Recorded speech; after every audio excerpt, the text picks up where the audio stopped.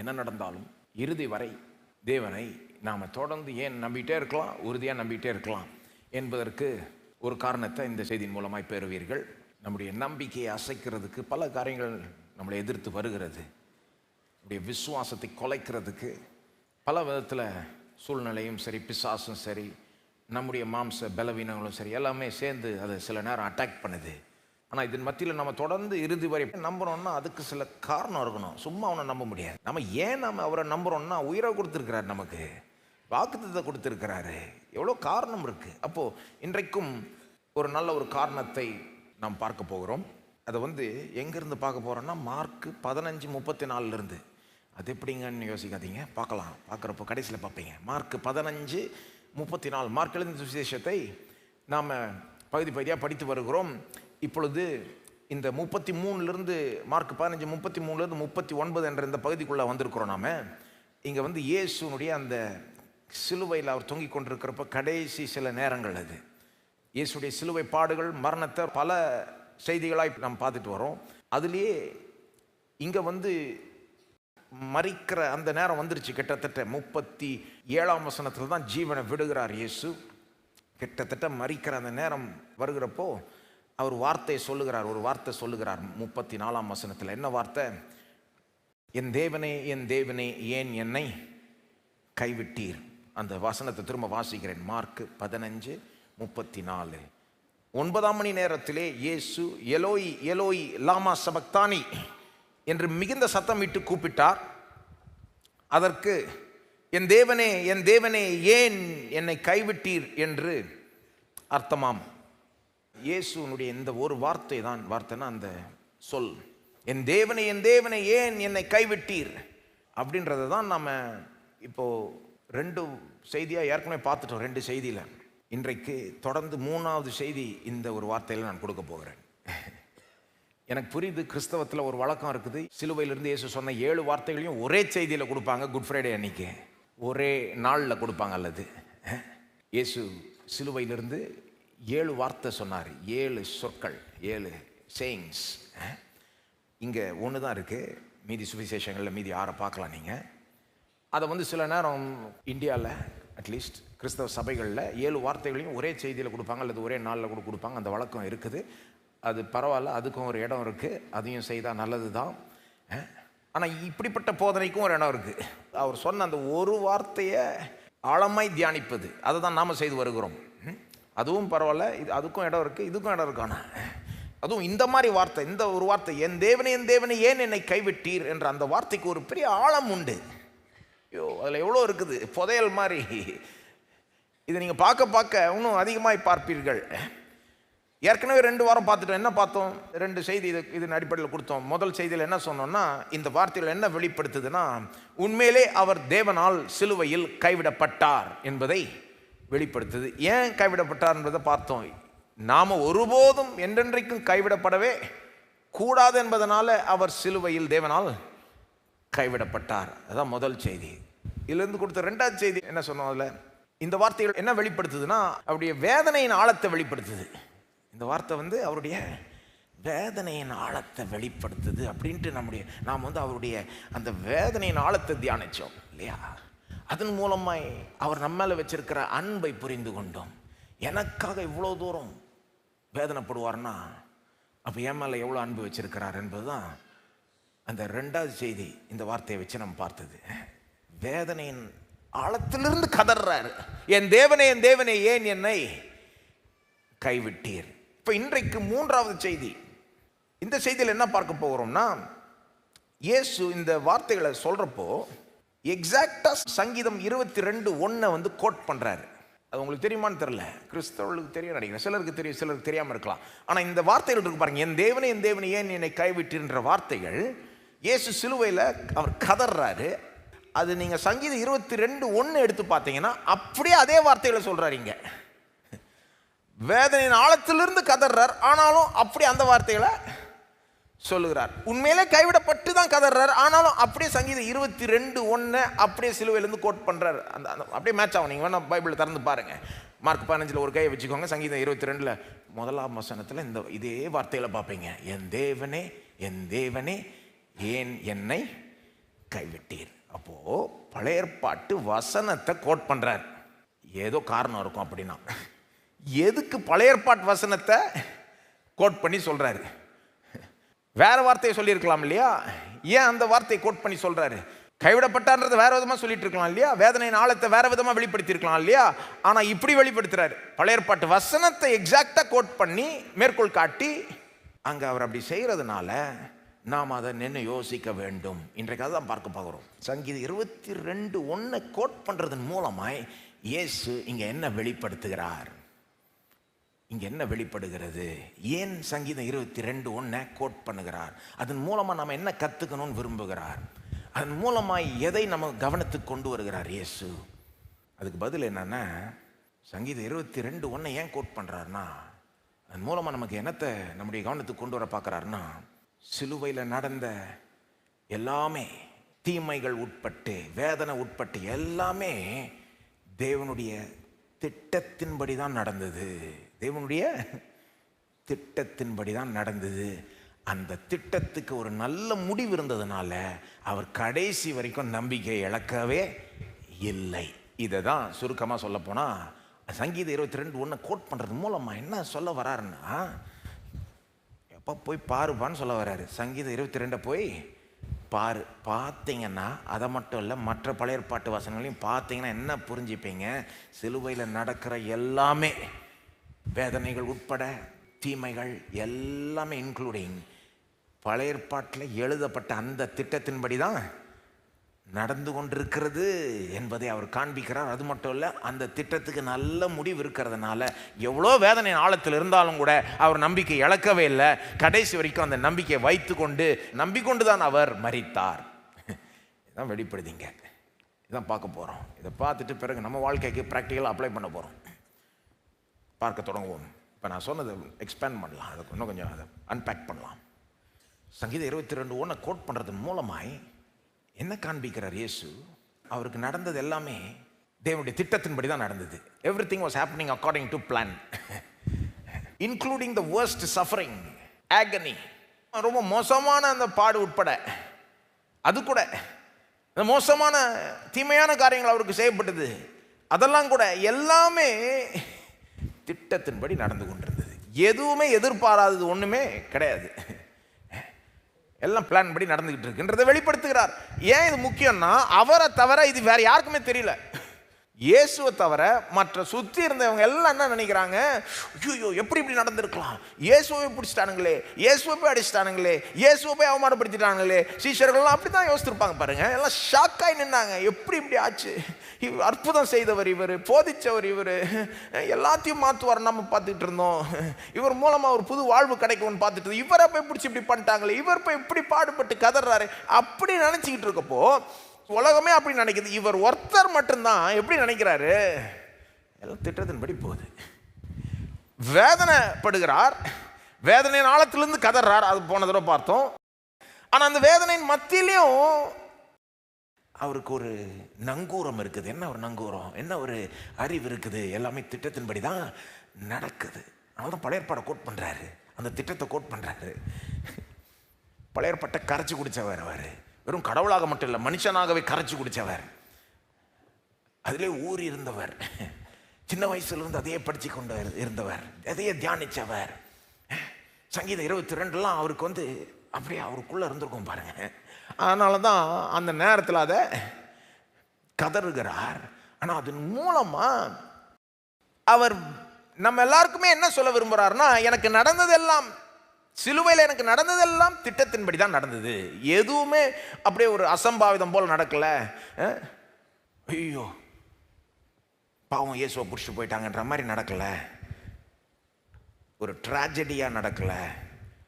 எல்லாமே எதிர்பார்த்தது தான் நடந்தது, எழுதப்பட்டது தான் நடந்தது. நடக்க போற எல்லாத்தையுமே தேவன் முன்னாகவே அறிந்து, நல்லா நீங்க இயேசுக்கு நடக்க போற எல்லாத்தையுமே தேவன் முன்னாகவே அறிந்து, எந்த அளவுக்கு அறிந்தார்னா எழுதி வச்சிட்டார்.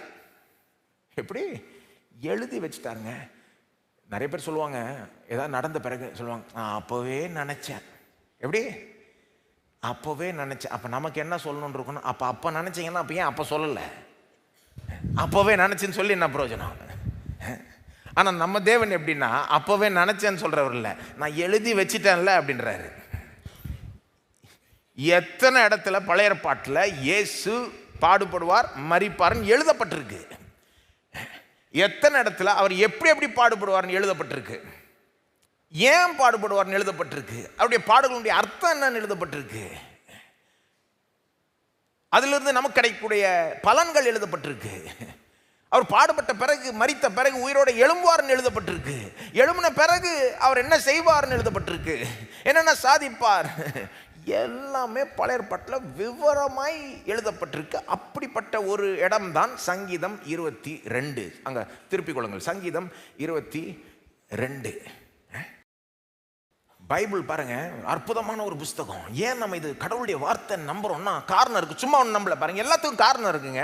ஒரு கிறிஸ்தவனா நீங்கள் இருக்கிறப்போ இதை நீங்கள் தெரிஞ்சுக்கணும், மற்றவர்களும் தெரிஞ்சுக்கணும்.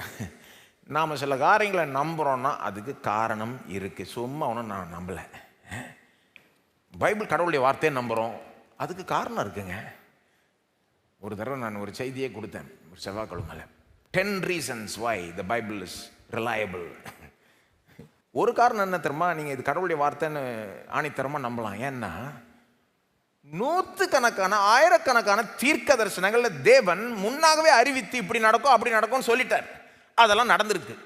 சிலதெல்லாம் இன்னும் இனிமேல் நடக்க வேண்டியது இருக்குது. இயேசுடைய முதலாம் வருகை பற்றி எத்தனையோ தீர்க்க தரிசனங்கள் உரைக்கப்பட்டிருக்கு. அவர் பிறக்கிறதுக்கு முன்னால் நூற்றுக்கணக்கான வருஷம் முன்னால் எழுதி வச்சிட்டார். இப்படிலாம் நடக்கும்னு எழுதி வச்சிட்டாரு. கரெக்டாக அப்படி அப்படியே நடந்தது. முதலாம் வருகை எங்கே பிறப்பார், எப்படி பிறப்பார், எங்கே வளருவார், எங்கே ஊழியத்தை தொடங்குவார், அந்த ஊழியம் எப்படிப்பட்டதாக இருக்கும், எல்லாம் விவரிக்கப்பட்டிருக்கு பாருங்க. அப்புறம் அவர் எப்படி காட்டி கொடுக்கப்படுவார், கூட இருக்கிறவனே காட்டி கொடுப்பான், 30 வெள்ளிக்காசு காட்டி கொடுப்பான், எல்லாம் அப்படியே சொன்ன மாதிரியே நடந்தது. என்ன சொல்லுவீங்க, இது கடவுளுடைய வார்த்தையா இல்லைன்னா யாருங்க அப்படி சொல்ல முடியும்? நான் அப்போவே நினச்சேன், இல்லை இது நான் அப்போவே நினச்சி எழுதியே வச்சிட்டேன் ரெக்கார்டுக்கு. இயேசு பிறக்கிறதுக்கு முன்னால் நூற்றுக்கணக்கான வருஷம் முன்னால் எவ்வளோ தீர்க்க தரிசனங்கள் எழுதப்பட்டிருக்கு.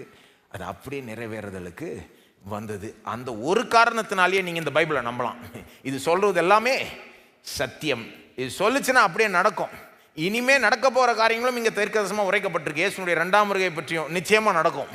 யார் நம்புகிறாங்களோ நம்பலையோ நிச்சயமாக நடந்தே தீரும். நம்பலைன்னா அவங்களுக்கு தான் லாஸ், பெரிய லாஸ். அப்போ சங்கீதம் 22 அப்படிப்பட்ட ஒரு உதாரணம் பாருங்கள். அங்கே 1ஆம் வசனம் பாருங்கள், சங்கீதம் 22 1ஆம் வசனம். அந்த அதே வார்த்தையில் பார்ப்பீங்க, என் தேவனே என் தேவனே ஏன் என்னை கைவிட்டீர். அப்போ ரொம்ப கிளியராக சங்கீதம் 22 இயேசு கோட் பண்ணுறார். அவர் அதை சொல்கிறப்பவே அவர் மனசில் என்ன இருக்குது, சங்கீதம் 22 இருக்குதா இல்லையா? முதலாம் வசனத்தை சொல்கிறாருன்னா அப்போ அந்த சங்கீதம் அவர் மனசில் இருக்குது. சொல்லப்போனால் அந்த முழு சங்கீதமே இயேசுவை பற்றி தான். இயேசுவை பற்றிய ஒரு தீர்க்க தரிசனம். பழைய ஏற்பாடு முழுவதுமே இயேசுவை பற்றி தான் ஆக்சுவலாக பார்த்தீங்கன்னா. ஆனால் அதிலே சில வேத பகுதிகள் வந்து ரொம்பவே இயேசுவை பற்றி. அதில் சங்கீதம் 22 அப்படிப்பட்ட ஒரு பகுதி, ஏசா 53 இன்னொரு பயங்கரமான அது மாதிரி ஒரு பகுதி பாருங்க. சங்கீதம் 22 முழுசும், வெறும் ஃபர்ஸ்ட் வசனம் இல்லை, முழுசுமே இயேசுவை பற்றிய ஒரு தீர்க்க தரிசனம். இயேசுவை பற்றிய ஒரு தீர்க்க தரிசனம். ஆனால் சிலர் அதை ஒத்துக்க மாட்டாங்க. சிலர் என்ன சொல்லுவாங்க, என்னங்க நீங்கள் சும்மா எங்கே பார்த்தாலும் இயேசுவை பற்றி தான், இயேசுவை பற்றி தான். சங்கீதக்காரன் அவனுடைய அனுபவத்தை எழுதுகிறான், ஒரு கவிதையாக எழுதுகிறான், அதை கொஞ்சம் கற்பனை செய்து எழுதுகிறான், அவ்வளோதானே ஒழிய இது வந்து இயேசுவை பற்றி நம்ம எப்படி சொல்லலாம்? என் தேவனை என் தேவனை ஏன் என்னை கைவிட்டீர்னா அவன் கைவிடப்பட்டது போல் உணர்ந்திருப்பான். சில நேரம் தாவீது பாருங்கள், தாவீது தான் இதை எழுதியிருக்கிறாரு. தாவீது எவ்வளோ கஷ்டங்களை சந்தித்தார், உண்மைதான் வாழ்க்கையில். சில நேரம் அவரை சாகடிக்கணும்னு சவுல்லாம் பிளான் பண்ணிக்கிட்டு இருந்தாங்க, சவுல் ராஜாலாம். அப்போ அவர் உயிர் பிழைக்கிறதே பெருசுன்ற மாதிரி சில நேரம் இருந்தார் பாருங்கள் தாவீது. இங்கேருந்து அங்கே ஓடி போய் ஒளிகிறது, உயிருக்கு தப்புறது, எவ்வளோ பிரச்சனைகள், சவால்கள், எதிரிகள், சத்துருக்களை சந்திக்கிறது, இந்த மாதிரி ஒரு பெரிய ஒரு காலகட்டம் இப்படியே போயிடுச்சு அவருடைய வாழ்க்கையில். அப்போது என்ன சொல்கிறாங்கன்னா, அப்படிப்பட்ட காலகட்டத்தில் அப்படிப்பட்ட ஒரு அனுபவம் வந்தப்போ அவர் எழுதியிருப்பார். அவர் தேவனால் கைவிடப்பட்டது போல உணர்ந்திருப்பாரு, அதனால தான் எழுதி வச்சாருன்னு சொல்றாங்க. இதுக்கு நம்ம எப்படி பதில் சொல்றது? அதாவது இது இயேசுவை பற்றிலாம் கிடையாது, சங்கீதக்காரன் அவனுடைய அனுபவத்திலிருந்து எழுதுறான், வேற ஒண்ணுமே கிடையாது. அதை இயேசுக்கும் தெரியும். சின்ன பையன்லேருந்து அவர் சங்கீதம் 22 படிச்சிருப்பாரு.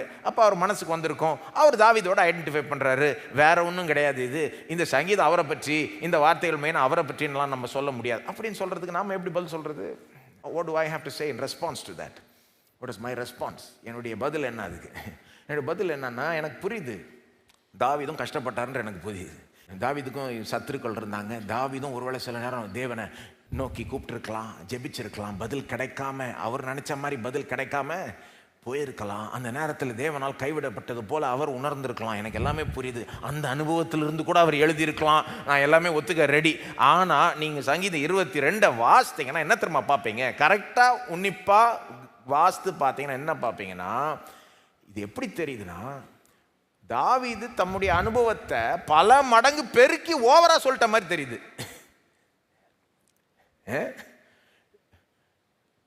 அவருடைய அனுபவத்திலிருந்து அவர் எழுதியிருக்கலாம். ஒருவேளை அவருக்கு அந்த மாதிரி ஒரு சம்பவம் நடந்து அதிலிருந்து அது எழுத உட்கார்ந்துருக்கலாம் பாருங்க. ஆனால் இது நீங்கள் வாசித்தீங்கன்னா உங்களுக்கு என்ன ஃபீல் கிடைக்கும்னா, ஓவரா பல மடங்கு அவருடைய அனுபவத்தை ஓவரா எக்ஸாஜரேட் பண்ணி பெருகி அப்படி எழுதிட்டது போல தான் இங்கே தெரியுது. இதுக்கு சரியான விளக்கம் என்னன்னா, ஏன் அப்படி ஓவரா தம்முடைய அனுபவத்தை பெருக்கி எழுதிட்டார்னா, அந்த நேரத்தில் பரிசுத்த ஆவியினால் ஏவப்பட்டு ஒரு தீர்க்கதரிசியை போல தன்னுடைய அனுபவத்தையும் தாண்டி வேற ஒரு அனுபவத்தை இவர் வர்ணிச்சு எழுதி விட்டார். அவருக்கு எந்த அளவுக்கு அது தெரிஞ்சதுன்னு எனக்கு தெரியல. ஆனா தாவீது ஒரு தீர்க்கதரிசி போல பாருங்க, வெறும் ராஜா கிடையாது. அப்போஸ்தலர் 2:30 வாசித்தீங்கன்னா பேதுரு அப்படியே சொல்றாரு, தீர்க்கதரிசி மாதிரி சொல்றாரு தாவீத. இன்னொரு சங்கீதத்தில் தாவீது எழுதி இருக்கிறத பற்றி பேதுரு சொல்றாரு, அவர் தீர்க்கதரிசியா நடக்க போறதை முன்னாகவே பார்த்து எழுதிவிட்டார் கிறிஸ்துவ பற்றி அப்படின்னு சொல்றார். அதுதான் சரியான விளக்கம். சங்கீதம் 22 அப்படிதான்.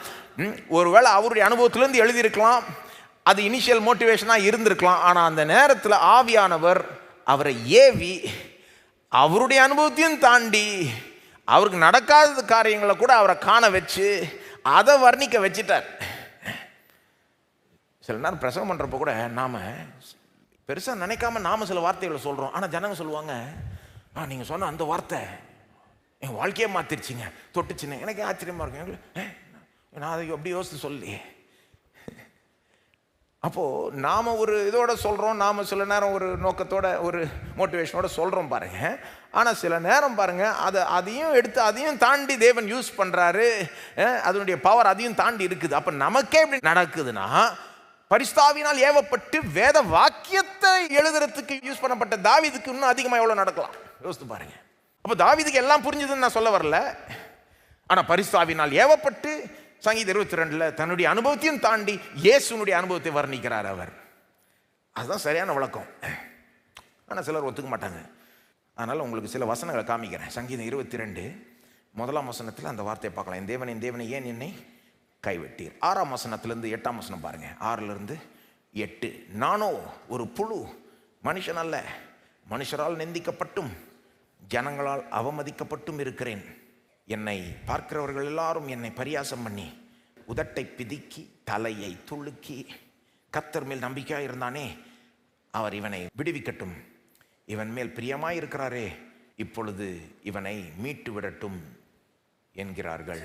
அப்போ இதை வாசிக்கிறப்போ நீங்கள் சொல்லலாம், இது தாவீதின் அனுபவமாக இருந்திருக்கலாமே. நான் ஒத்துக்கிறேன், தாவீதின் அனுபவமாக இருந்திருக்கலாம். ஆனால் இயேசுனுடைய அனுபவமாகவும் இருந்தது. நீங்கள் இயேசுக்கு நடந்தது யோசித்து பாருங்கள். மார்க் 15 வேணா ஒரு கையை சங்கீதம் 22 வச்சுக்கோங்க, இன்னொரு கையை புதிய ஏற்பாட்டில் வச்சுக்கோங்க. மார்க் 15 29 31 பார்த்தீங்கன்னா, மார்க் 15 29 அந்த வழியாய் நடந்து போகிறவர்கள் தங்கள் தலைகளை துளுக்கி, அப்படியே வருது வார்த்தை. தாவீதுக்கு எப்படி நடந்தது? அவங்க தலையை துளுக்கி உதட்டை பிதுக்கி அவரை பரியாசம் பண்ணாங்களாம். இயேசு அதே மாதிரி தான் பண்ணுறான். அந்த வழியை நடந்து சிலுவையில் அவர் தொங்கிட்டு இருப்போம், அந்த வழியை நடந்து போகிறவன் தலைகளை துளுக்கி, ஆஹா தேவாலயத்தை இடித்து 3 நாளைக்குள் கட்டுகிறவனே உன்னை நீயே ரட்சித்துக்கொள், சிலுவையிலிருந்து இறங்கி வா என்று அவரை தூஷித்தார்கள். அப்படியே பிரதான ஆசாரியர் வேதபாரகரும் 31 தங்களுக்குள்ளே பரியாசம் பண்ணி மற்றவர்களை ரட்சித்தான், தன்னைத்தான் ரட்சித்து கொள்ள திராணி இல்லை. இப்போ இயேசுக்கும் நடந்தது. சரி, அதை விடுங்க. சங்கீதம் 22 தொடர்ந்து பாருங்க. 16ஆம் வசனம். நாய்கள் என்னை சூழ்ந்திருக்கிறது, பொல்லாதவர்களின் கூட்டம் என்னை வளைந்து கொண்டது, என் கைகளையும் என் கால்களையும் உருவ குத்தினார்கள். அந்த கடைசி வாக்கியத்தை பாருங்க. என் கைகளையும் என் கால்களையும் உருவ குத்தினார்கள். They pierced my hands and my feet. அதை வாசிக்கிறப்போ உங்களுக்கு என்ன மனசுக்கு வருது? சிலுவை தான் மனசுக்கு வருது. ஏன்னா சிலுவையில் அரைஞ்சப்போ இயேசுவை அவருடைய கையில் காலில் ஆணி ஏற்றி தான் சிலுவையில் அவரை அறைந்தார்கள். அப்போ நமக்கு வாஸ்தவம்னா சிலுவை தான் மைண்டுக்கு வருது. ஆனால் சிலர் எப்படி சொல்லுவாங்கன்னா, இல்லை ஒன்றும் இல்லை, அது சும்மா தாவீது ஒரு போய்ட், ஒரு கவிதைக்காரன் போல அப்படியே ஜஸ்ட் இமேஜின் பண்ணி வர்ணிக்கிறார் அப்படி இப்படின்றாங்க. பாருங்க, என்ன இதில் வேடிக்கைன்னா, சிலுவையில் அறையிறதை பற்றி எடுத்துக்கிட்டீங்கன்னா ஈஸியாக புரிஞ்சுக்கலாம். அப்படி எடுக்கலைன்னா அதில் என்ன கஷ்டம்னா, தாவீது எழுதின காலத்தில் சிலுவையில் அறையிற வழக்கமே இல்லை. தாவீது எப்போ எழுதுறாரு? இயேசுக்கு முன்னால் 1000 வருஷம் முன்னால் எழுதுறாரு. கொஞ்சம் வருஷம் இல்லை, 1000 வருஷம் முன்னால் எழுதுறாருங்க. அப்போ சிலுவையில் அறையிற ப்ராக்டிஸே இல்லை. சிலுவையில் அறையிற இந்த வழக்கம் ரோமர்களுக்கு முன்னாகவே வந்துருச்சு. அதுக்கு முன்னாலேயே வந்துருச்சு. சரிங்களா? ரோமர்கள் தான் அதை பர்ஃபெக்ட் பண்ணாங்க. மேக்சிமமாக ஒருத்தருக்கு அதனால எவ்வளோ வேதனை உண்டாக்க முடியுமோ உண்டாக்கினானுங்க. ஆனால் தாவீதின் காலத்தில் அது வரல. அப்படிப்பட்ட ஒரு எக்ஸிக்யூஷன், அப்படிப்பட்ட ஒரு மரண தண்டனை இல்லை. கையும் காலையும் உருவ குத்துற மாதிரி அப்படி ஒன்றும் இல்லை. அதனாலேயே நிறைய பேர் கன்ஃபியூஸ் ஆகுறாங்க. அந்த வேத வல்லுநர்கள்லாம் ஏன் இப்படி வர்ணிக்கிறார்? அவங்க சிலுவையோட இதை ஒத்து பார்க்க மறுக்கிறார்கள். வேற காரணம் கொடுக்க பார்ப்பாங்க. ஆனால் சிலுவையோடு ஒத்து பார்த்தீங்கன்னா ஈஸியாக புரிஞ்சிடும். சிலுவையை பற்றி தான் பேசுகிறாரு, ஏவப்பட்டு சொல்லுகிறார். அடுத்த வசனம் பாருங்க, 18ஆம் வசனம். என் வஸ்திரங்களை தங்களுக்குள்ளே பங்கிட்டு என் உடையின் பேரில் சீட்டு போடுகிறார்கள். இது வாஸ்தவம். உங்கள் மைண்டுக்கு என்ன வருது? நான் கேட்குறேன், தாவீதுக்கு இப்படி ஏதாவது நடந்து நமக்கு ரெக்கார்ட் இருக்குதா? இந்த மாதிரி என் வஸ்திரங்களை தங்களுக்குள்ளே பங்கிட்டு என் உடையின் பேரில் சீட்டு போடுகிறார்கள். ஆக்சுவலாக நீங்கள் சங்கீதம் 22 கரெக்டாக வாசித்தீங்கன்னா, it seems to describe an execution. ஏதோ சும்மா ஒரு கஷ்டத்தை வர்ணிக்கிறது போல தெரியல. ஏதோ ஒரு எதிரி வரான், பயமா இருக்கு, உயிர் தப்பணும், அப்படி போற மாதிரி தெரியல. இந்த சங்கீதத்தை கரெக்டாக நீங்கள் வாசித்தீங்கன்னா எப்படி வர்ணிக்கிற மாதிரி தெரியுது? ஒரு எக்ஸிக்யூஷனை தமிழ் எப்படி சொல்றது? ஒருத்தரை சாகடிக்கிறாங்க. சும்மா ஏதோ கஷ்டப்படுத்துறது இல்லை, ஆக்சுவலாக ஒருத்தரை சாகடிக்கிறது போல தான் வர்ணிக்கிறார் இங்க. என் கைகளையும் கால்களையும் உருவ குத்தினார்கள். தாவீதுக்கு அந்த மாதிரி எதுவுமே நடக்கல. சாகடிக்க பார்த்தாங்க, அவர் உயிர் தப்பி போயிட்டே இருந்தாரு. ஆனால் ஒருபோதும் இந்த மாதிரி ஒரு அனுபவம் அவருக்கு நடக்கவில்லை. சிலுவையோடு ஒத்து பார்த்தீங்கன்னா ஈஸியாக புரிஞ்சுக்கலாம். என் வஸ்திரங்களை தங்களுக்குள்ள பங்கிட்டு, அப்படி தானே பண்ணாங்க. இயேசுக்கு என்ன பண்ணாங்க? அப்படியே பண்ணாங்க. அவருடைய வஸ்திரத்தை 4 பங்கிட்டு 4 போர்ச்சவர்கள் எடுத்துக்கிட்டானுங்க. அப்புறம் அவருடைய அந்த அங்கி இருக்கு பாருங்க, இயேசுனுடைய அங்கி, அது ரொம்ப ஹை குவாலிட்டியாக இருந்தது போல இருக்கு. ஏன்னா ஒரே சீம்லெஸ்ஸாக அப்படியே தைக்கப்பட்டிருந்தது. ஆனால் அந்த போர்ச்சவனே பார்த்து சொல்லிட்டான், இல்லை இதை பங்கிட வேணாம், இதை கிழிச்சிட வேண்டாம், சீட்டு போட்டு நம்ம யாருக்கு உழுதோ, சீட்டு யாருக்கு உழுதோ எடுத்துப்போம் அப்படின்னு பண்ணானுங்கன்னு ரெக்கார்ட் பண்ணப்பட்டிருக்கு சுவிசேஷங்களில். மார்க் 15:24, யோவான் 19:23, 24. அதை 1000 வருஷம் முன்னாலேயே தாவீது சொல்லிட்டார். இயேசுனுடைய வஸ்திரங்கள் பங்கிடப்படும், அவர் உடைக்காக சீட்டு போடுவார்கள். அப்போது சங்கீதம் 22 நான் இன்னும் காமிக்கலாம் உங்களுக்கு.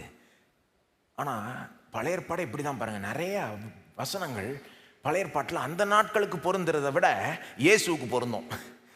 புதிய ஏற்பாட்டை பற்றி தான் சொல்லிட்டு இருக்கோம் பாருங்க. எத்தனையோ மற்ற சங்கீதங்களும் இப்படி இருக்கு பாருங்க. தாவீதினுடைய மற்ற சங்கீதங்களும் இப்படி இருக்கு.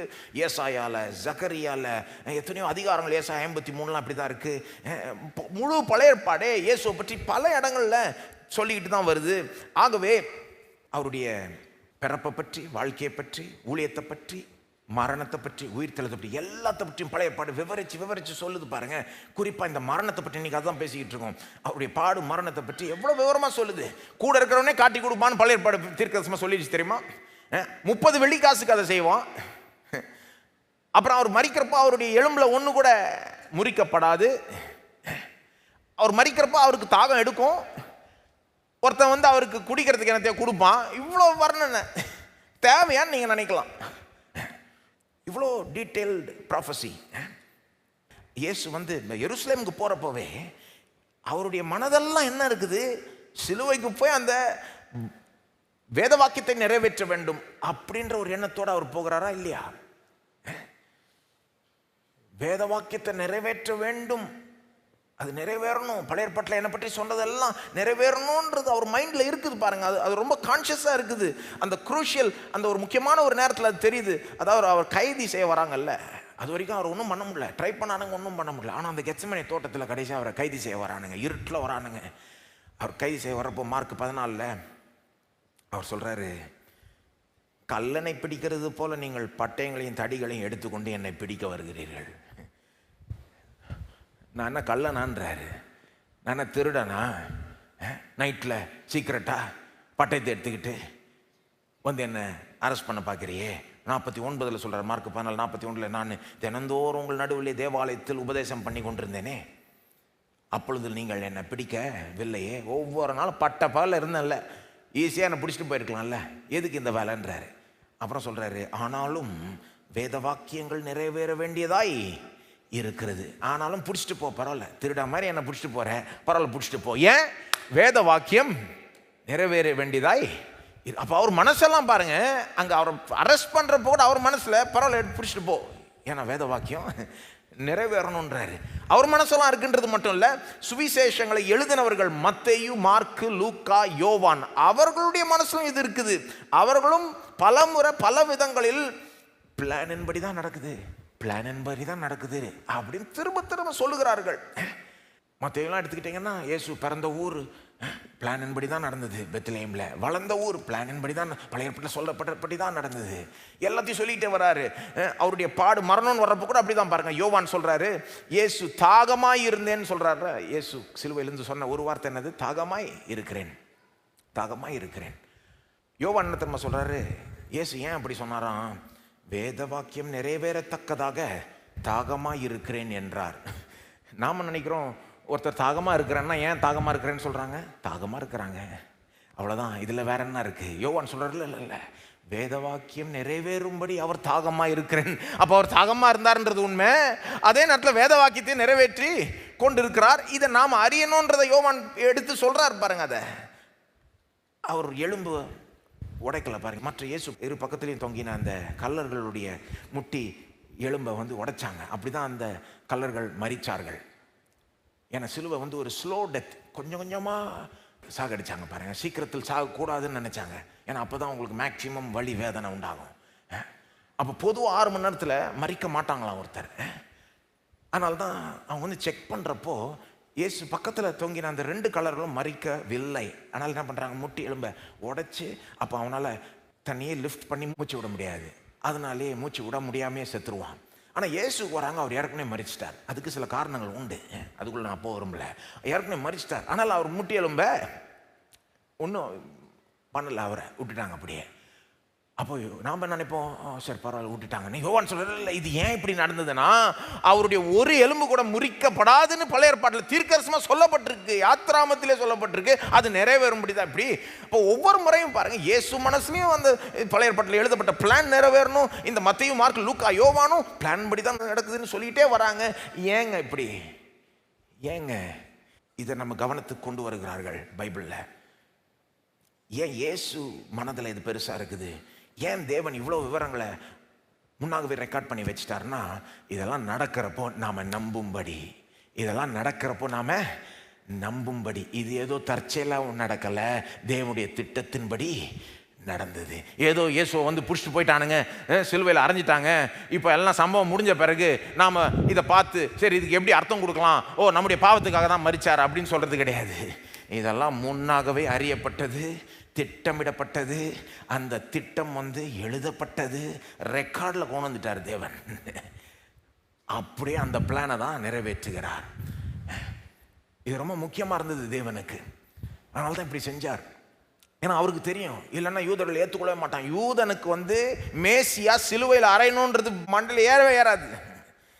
அவருடைய அந்த தாட்டில் அவளால் கிரகிச்சிக்கொள்ளவே முடியாது. மேசியா சிலுவையில் அறையப்படுறதா? ஐயோ, மேசியா ரோமரில் கவிழ்த்து எருசலேம்லேருந்து உலகத்தையே ஆளணும்.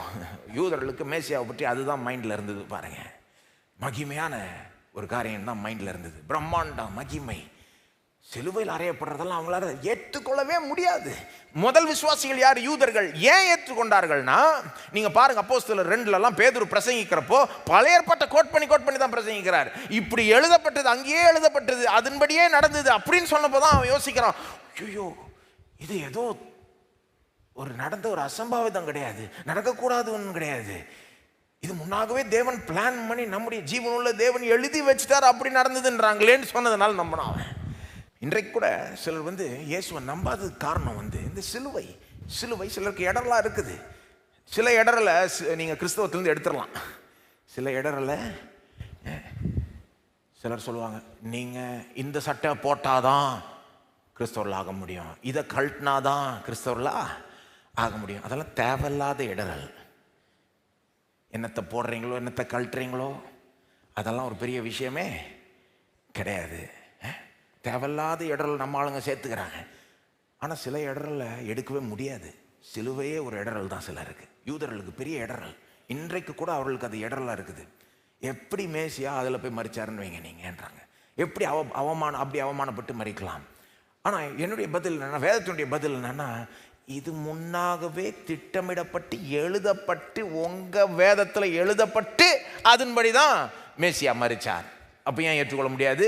அதுக்கும் காரணமும் கொடுக்குது பழைய ஏற்பாடு. ஏன் மறிக்கணும்? அதனுடைய அர்த்தம் என்ன? நம்முடைய பாவங்களுக்காக நாம் வாழும்படி, நாம் தேவனால் ஏற்றுக்கொள்ளப்படும்படி, பிறகு அந்த மேசியா உயிரோடு எழும்புறது, எல்லாமே பழைய ஏற்பாடு சொல்லுது. அப்போ என்ன சொல்ல வரேன்? திட்டத்தின்படி நடந்தது என்பதை காண்பிக்கும்படி தான் இவ்வளவும் பழைய ஏற்பாட்டில் தீர்க்கதரிசனம் உரைக்கப்பட்டது. அதை இயேசு நம்முடைய கவனத்துக்கு கொண்டு வருகிறார். இதோ பார், திட்டத்தின்படி நடக்குது. அவருக்கு தெரியும், மற்றவர்களுக்கு தெரில. ஆனால் பிறகு அவர்களுக்கு தெரிய வந்தது, மற்ற சீஷர்களுக்கெல்லாம் தெரிய வந்தது. The cross is truly God's plan of salvation. இது உண்மையிலே தேவனுடைய ரட்சிப்பின் திட்டம். ஏதோ எதிர்பாராத நடந்த ஒரு சம்பவம் கிடையாது, பிறகு அர்த்தம் கொடுத்துட்டாங்க இதுக்கு, அப்படிலாம் கிடையாது. நடந்தது எல்லாமே திட்டத்தின்படி நடந்தது. அவருக்கு வந்த மோசமான அந்த வேதனை கூட திட்டத்தின்படி தான் வந்தது. இது எல்லாமே முன்னாகவே அறிவிக்கப்பட்டது. தேவனால் அவர் கைவிடப்படுவார் என்பது கூட முன்னாகவே தீர்க்க தரிசனமாய் உரைக்கப்பட்டுச்சு. அதுதான் சிலுவையில் நிறைவேறுது. ரெண்டாவது, சங்கீதம் 22:1 கோட் பண்ணுறது மூலமாக என்னத்தை காண்பிக்கிறார் இயேசு? எல்லாம் பிளான் படி தான் நடக்குது. எதிர்பாராதது ஒன்றுமே கிடையாது. எல்லாம் எதிர்பார்த்தது தான், எல்லாம் எழுதி வச்சது தான், வேற ஒன்றும் கிடையாது. ரெண்டாவது, சங்கீதம் 22:1 கோட் பண்ணுறது மூலமாக பிளானின் படி நடக்குதுன்றது மட்டும் இல்லை, இந்த பிளானுக்கு ஒரு நல்ல முடிவு இருக்கு. ஆகவே இயேசு நம்பிக்கையே இழக்கல என்பது வெளிப்படுகிறது. திட்டத்தின்படி தான் நடக்குது, இயேசுக்கு அது தெரியும். அப்போ இயேசுக்கு வேற என்ன தெரியும்? திட்டத்துக்கு நல்ல முடிவு இருக்குன்னு தெரியும். ஆகவே அவர் ஒருபோதும் சிலுவையில் கூட, அந்த வேதனை காலத்தில் கூட நம்பிக்கை இழக்கவே இல்லை. அதுவும் வெளிப்படுது. எப்படி நான் சொல்லலாம்னா, சங்கீதம் 22 வேதனையோடு தொடங்குது. என் தேவனே ஏன் என்னை கைவிட்டீர். ஆனால் சங்கீதம் 22 முடிவு பார்த்துருக்கீங்களா? நீங்கள் பாருங்க சங்கீதம் 22 முடிவை பார்த்துருக்கீங்களா? சில பேருக்கு சங்கீதம் 22 தொடக்கம் தான் தெரியும், என்ன இயேசு அதை கோட் பண்ணுறாரு. ஆனால் இயேசுக்கு முடிவும் தெரியும். கரெக்டாக இயேசுக்கு முடிவும் தெரியும். வேதனையோடு தொடங்குது சங்கீதம், அவருடைய பாடுகளை விவரிக்குது. ஆனால் எப்படி திரும்ப முடியுது? வெற்றியோடு முடியுது. உலக எல்லைக்கெல்லாம் ரட்சிப்பு போய் சேர்ற மாதிரி முடியுது. இயேசுக்கு அதெல்லாம் தெரியும். இந்த சங்கீதத்துக்கு நல்ல முடிவு இருக்குன்னு இயேசுக்கு தெரியும். ஆகவே திட்டத்துக்கும் நல்ல முடிவு இருக்குன்னு இயேசுக்கு தெரியும். ஆகவே இயேசு சிலுவையில் கூட நம்பிக்கை இழக்கவே இல்லை. தேவன் இந்த திட்டத்தை இறுதி வரைக்கும் நிறைவேற்றுவார் என்று நம்பிதான் மரித்தார். அவருடைய உயிர்த்தெழுதலை நம்பிதான் மரித்தார். உயிர்த்தெழுதலுக்கு அப்புறம் என்னென்ன நடக்கும்ன்றதை நம்பிதான் மரித்தார். இதெல்லாம் நம்முடைய கவனத்துக்கு கொண்டு வருகிறார் இயேசு. 22:1 கோட் பண்ணதன் மூலமா 22ஆம் முழுசு சங்கீதத்தையே நம்ம கவனத்துக்கு கொண்டு வர்றாரு. என்னங்க ஃபுல்லாக சொல்லிட்டு இருக்க முடியுமா சிலுவையிலிருந்து? எங்க சிலுவையில் ஒரு மூச்சு விட்டு வாங்குறதே பெரிய விஷயங்க. அதுவே ஒரு பெரிய பாடுதான், மூச்சு விடுறதே. அதுலேயும் இந்த மாதிரி வார்த்தைகளை வாயை திறந்து சொல்றது இன்னும் கஷ்டமாக்கிடும். அப்போ அவர் 1ஆம் வசனம் சொன்னார்னா அர்த்தம் என்னன்னா, முழு சங்கீதம் அவருடைய மனசில் இருக்கு, இன்க்ளூடிங் எண்டிங். அந்த சங்கீதத்தினுடைய முடிவும் அவருடைய மனசில் இருக்கு. அந்த முடிவை பார்ப்போம். அதாவது அந்த சங்கீதத்துக்கு ஒரு டேர்னிங் பாயிண்ட் இருக்கு பாருங்க. ஒரு பாயிண்ட்டுக்கு அப்புறம் அப்படியே முழுக்க முழுக்க பாசிட்டிவ் ஆயிடுது இந்த சங்கீதம். அது வரைக்கும் யாரையா சாகடிக்கிறது போல தெரியுது, அவங்க தேவனால் கைவிடப்படுறது போல தெரியுது. ஆனால் ஒரு பாயிண்ட்ல இருந்து 22ஆம் வசனத்துல பார்த்தீங்கன்னா அப்படியே பாசிட்டிவாக போயிடுது, கம்ப்ளீட்டாக தலைகீழ மாறிடுது. 22ஆம் வசனம் பாருங்க. உம்முடைய நாமத்தை என் சகோதரருக்கு அறிவித்து சபை நடுவில் உம்மை துதிப்பேன். என்னாச்சு? இது முந்தின வசனம் வாசித்தீங்கன்னா கொஞ்சம் இதாக இருக்கும், பயங்கரமாக இருக்கும். ஆனால் அந்த வசனத்துல அப்படியே கொஞ்சம் திரும்ப ஆரம்பிக்குது. 22 அப்படியே கம்ப்ளீட்டாக திரும்பிடுச்சு. உம்முடைய நாமத்தை என் சகோதரருக்கு அறிவித்து சபை நடுவில் உம்மை துதிப்பேன். இதே வசனத்தை எபிரேயர் எழுத்தாளர் 2ஆம் அதிகாரத்தில் 12ஆம் வசனத்தில் கோட் பண்ணி இயேசு சொல்ற மாதிரி சொல்றாரு. தாவீது சொல்ல, இது யார் சொல்றார்? இயேசு. இயேசு என்ன சொல்றாராம்? உம்முடைய நாமத்தை என் சகோதரருக்கு அறிவிச்சு சபை நடுவில் உம்மை துதிப்பேன். இப்படி நினச்சிக்கோங்க. ஈஸியாக சொல்ல போனோம்னா இயேசு நம்முடைய வர்ஷிப் லீடர். இயேசு நம்முடைய இன்னைக்கு நம்முடைய வர்ஷிப் லீடர் யாரு? நான் குட்டி வர்ஷிப் லீடருங்க. சபைக்கு ஆக்சுவல் வர்ஷிப் லீடர் யார் தெரியுமா? நம்முடைய பிரதான ஆசாரியர். தேவனை நம்ம ஆராதிக்கிறோம்ல, அந்த ஆராதனை தேவனிடத்தில் கொண்டு போய் சேர்க்கிறவர் யாருங்க? இயேசு தாங்க. இயேசு நம்முடைய பிரதான ஆசாரியர், நமக்காக பரிந்து பேசுகிறவர், நம் சார்பாக தேவனண்டை நம்ம ரெப்ரசன்ட் பண்றவர், நமக்கு பிரதிநிதியாய் இருக்கிறவர். அப்போ நாமெல்லாம் இங்கே இருக்கிறோம், தேவன் இங்கே இருக்கிறார், இயேசு நடுவில் இருக்கிறார். நாம் அவர் ஆராதிக்கிறோம். அது இயேசுவின் மூலமாக தான் தேவனை ஆராதிக்கப்படுகிறார். இயேசுவின் மூலமாக தான் நம்ம ஜெபிக்கிறோம், இயேசுவின் மூலமாக தான் அவரை துதிக்கிறோம். ஆக்சுவலாக நம்முடைய வர்ஷிப்பை நடத்தி பிதாவண்டை செலுத்துவதே இயேசு தான், வர்ஷிப் லீடர் அவர். அதுதான் அந்த வசனம் வர்ணிக்குது. அப்படி உம்முடைய நாமத்தை என் சகோதரருக்கு அறிவித்து சபை நடுவில் உம்மை துதிப்பேன். அதாவது இந்த சங்கீதம் என்ன சொல்லுதுன்னா, இவ்வளோ இவர் பாடுபட்டாலும் இவர் உயிர் தெழுவார். உயிர் தெழுவார் மட்டும் இல்லை, உயிர் தெழுதலை மென்ஷனே பண்ணல அப்பட்டமா, அதையும் தாண்டி போயிடுச்சானா. உயிர் தெழுந்த பிறகு என்ன நடக்கும்? இவர் பரமேறுவார், இவர் பிதாவின் வாசத்தில் வீற்று ஆளுவார்ன்றது மட்டும் இல்லை, நமக்கு பிரதான ஆசாரியர் இருந்து நமக்கு பிரதிநிதியாக இருந்து நமக்காக பரிந்து பேசுவார், நம்முடைய வர்ஷிப்பையும் நடத்துவார். இவர் நம்ம வர்ஷிப் லீடர் இயேசு, பெஸ்ட் வர்ஷிப் லீடர். அது தீர்க்க தரிசனமாக உரைக்குது பாருங்க. இது மரணத்தோட முடியாது, இவருடைய கதை மரணத்தோட முடியாது, பாடோட முடியாது, தீமையோட முடியாது. இதுக்கப்புறம் உயிர்த்தெழுதல் இருக்கு, இதுக்கப்புறம் பரமேறுதல் இருக்கு, இதுக்கப்புறம் அவருடைய ஒரு ஊழியம் இருக்கு. உயிர்த்தெழுந்த இயேசு தொடர்ந்து தம்முடைய ஜனங்களுடைய வர்ஷிப்பை அவர் நடத்துவார். ஜனங்கள் மத்தியில் அவர் துதிகளை ஏறெடுப்பார். தொடர்ந்து அப்படி பாருங்க. 27ஆம் வசனம், எல்லாத்தையும் பார்க்க முடியாது, சில ஜஸ்ட் ஹைலைட்ஸ் மட்டும். 27 பாருங்க. பூமியின் எல்லைகள் எல்லாம் நினைவு கூர்ந்து கர்த்தரிடத்தில் திரும்பும். இது எப்படி தாவீதை பற்றி சொல்ல முடியும்? நீங்க சில வசனம் தாவீதை பற்றி சொல்லலாம், ஆனா இந்த வசனத்தை எப்படி தாவீதை பற்றி சொல்ல முடியும்? பூமியின் எல்லைகள் எல்லாம் நினைவு கூர்ந்து கர்த்தரிடத்தில் திரும்பும், ஜாதிகளுடைய சந்ததிகள் எல்லாம் உமது சமுதாயத்தில் தொழுது கொள்ளும். பூமியின் எல்லைனா பாயிண்ட் என்னன்னா, வெறும் இஸ்ரவேல் மட்டும் கிடையாது, வெறும் எருசலேம் மட்டும் கிடையாது, வெறும் யூதேயா மட்டும் கிடையாது. பூமியின் எல்லைகள் எல்லாம் கர்த்தரிடத்தில் திரும்புமா. ஜாதிகள்னா வெறும் இஸ்ரவேல் கிடையாது, புற ஜாதிகளை சொல்லுது பாருங்க. மற்ற தேசத்தார் ஜாதிகளுடைய சந்ததிகள் எல்லாம் உமது சமூகத்தில் தொழுது கொள்ளும். என்னத்தை இது ஒரு தீர்க்க தரிசனம். அதாவது மேசியா பாடுபட்டு மரிச்ச பிறகு அவர் உயிரோட எழும்புவார், அப்புறம் நம்ம ரெப்ரசன்ட் பண்ணுவார், நமக்கு பிரதிநிதியாக தேவனுடைய பிரசனத்தில் இருந்து நம்ம வர்ஷிப்பை நடத்துவார், நமக்காக ஜெபம் பண்ணுவார், எல்லாம் பண்ணுவார்ன்றது மட்டும் இல்லை, இவரை பற்றி பூமியின் எல்லைகள் கேள்விப்பட்டு கர்த்தரிடத்தில் திரும்புவார்கள். இதுவரைக்கும் வெறும் இஸ்ரவேல் மட்டும்தான் ஜீவன் உள்ள கர்த்தரை தேவனை அறிந்து கொண்டிருந்தார்கள், மற்ற மக்களுக்கு தெரியல, இருட்டில் இருந்தாங்க.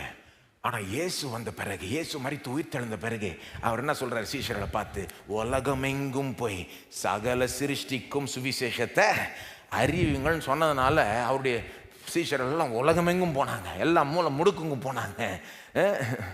இன்னைக்கு பார்த்தீங்கன்னா ஒவ்வொரு மூலை முடுக்குலையும் சபை இருக்குதுங்க.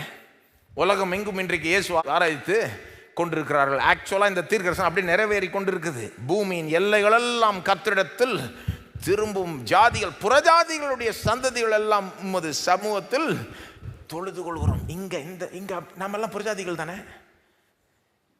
புறஜாதினா யாரு? அது தப்பா எந்த மீனிங்கும் கிடையாது. நம்ம ஊர்ல இந்த ஜாதின்ற சொன்னாலே வேற மாதிரி மைண்ட் போகுது. இல்லை, பைபிளில் புறஜாதினா யூதர்களை அப்பாற்பட்ட மற்ற ஜனங்கள், மற்ற ஆட்கள். முதல்ல தேவனை அறியாத மக்கள். தேவன் முதலாவது யூதர்கள்ட்ட தம்மையை வெளிப்படுத்துகிறார், ஆபிரகாம்கிட்ட தம்மையை வெளிப்படுத்துகிறார். ஆனால் அவர் வெளிப்படுத்துகிற நோக்கத்தை ஆபிரகாம்கிட்ட முதலே சொல்லிடுறார், உனக்குள் பூமி உள்ள வம்சங்கள் எல்லாம் ஒரு நாள் ஆசீர்வதிக்கப்படும், அதனாலே உன்னை ஆசீர்வதிக்கிறேன்றாரு. தேவனுடைய மெத்தட் அப்படி ஒருத்தன்ட்ட ஆரம்பித்து அப்படியே எக்ஸ்பேண்ட் பண்ணுவார் பாருங்க. ஒரு ஆள்கிட்ட ஆரம்பித்து ஒருத்தர் ஆசீர்வதித்து அவர் மூலமாக மற்றவர்களை ஆசீர்வதிச்சு, அப்படி தான் யூதர்கள் தேர்ந்தெடுக்கப்பட்டவர்கள், முதல்ல ஆசீர்வதிக்கப்பட்டவர்கள். ஆனால் நோக்கமே பூமியின் மற்ற எல்லா குடும்பங்களுமே ஆசீர்வதிக்கப்படணும், அது இயேசுவின் மூலமாக தான் நிறைவேறுது அப்படின்றது இங்கே தீர்க்கதரிசனமாக உரைக்கப்படுது பாருங்க. ஜாதிகளுடைய சந்ததிகள் எல்லாம், நாம தான் ஜாதிகளுடைய சந்ததிகள். நம்ம அவரை தொழுது கொள்கிறோம்ல. சில நேரம் நம்ம ஊரில் சில கிறிஸ்தவர்களுக்கு இந்த 3ஆவது தலைமுறை, 4ஆவது தலைமுறை, 5ஆவது தலைமுறை அப்படின்ற ஒரு வெயிட் வரும். சில நேரம் ஒரு பெருமை வரும். 10ஆவது தலைமுறை கிறிஸ்தவர்கள் என்ன இருந்தாலும் புறஜாதி தான், யூதர் கிடையாது. இது எருசலேம் கிடையாது, சென்னை. யூதேய கிடையாது, தமிழ்நாடு. ஆனால் என்ன செஞ்சிட்டார் பாருங்க தேவன், இயேசுவின் மூலமாய் நம்மளையும் அவர்கிட்ட கொண்டு வந்து இன்றைக்கு சென்னையில் இப்படிப்பட்ட சபையில் நாம் அவரை தொழுது கொண்டு வருகிறோம். இந்த தீர்க்க தரிசனம் இன்றைக்கு நிறைவேறி கொண்டு இருக்கிறது. 28 ராஜ்யம் கர்த்தருடையது, அவர் ஜாதிகளை ஆளுகிறவர். வெறும் இஸ்ரவேலை மட்டும் இல்லை, ஜாதிகளை ஆளுகிறவர். இதெல்லாம் தாவீதை பற்றி சொல்லவே முடியாது. தாவீதுக்கு இப்படிலாம் நடக்கல, நடக்கவும் முடியாது. அப்புறம் பாருங்க 30 பாருங்க, ஒரு சந்ததி அவரை சேவிக்கும், தலைமுறை தலைமுறையாக அது ஆண்டவருடைய சந்ததி என்னப்படும். யாருங்க அது? நம்ம தான். 31 பாருங்க, அவர்கள் அவரே இவைகளை செய்தார் என்று பிறக்கப் போகிற ஜனங்களுக்கு அவருடைய நீதியை அறிவிப்பார்கள். பிறக்க போகிற ஜனங்களுக்கு அவரை பற்றி எடுத்து சொல்லுவாங்களாம். தாவீதை பற்றியா சொல்லுது இது? நாம இன்னைக்கு எப்படி யோசிக்கிறோம்? நம்முடைய பிள்ளைகளுக்கு ஃபர்ஸ்ட் இயேசுவை பற்றி தான் சொல்லணும்னு யோசிக்கிறோமா இல்லையா? என்ன கேட்டீங்கன்னா, இயேசுவை பற்றி சொல்றதுக்குன்னே பிள்ளைகளை பெற்றுக்கணும். விளையாட்டு சொல்ல, உண்மையிலே சொல்றேன் நான். சிலர் யோசிக்கிறாங்க பிள்ளை பெற்றுக்கணுமா இல்லையான்னு. when in doubt go ahead. அதாவது இன்னைக்கு மைண்ட் செட்லாம் மாறிடுச்சு பாருங்க.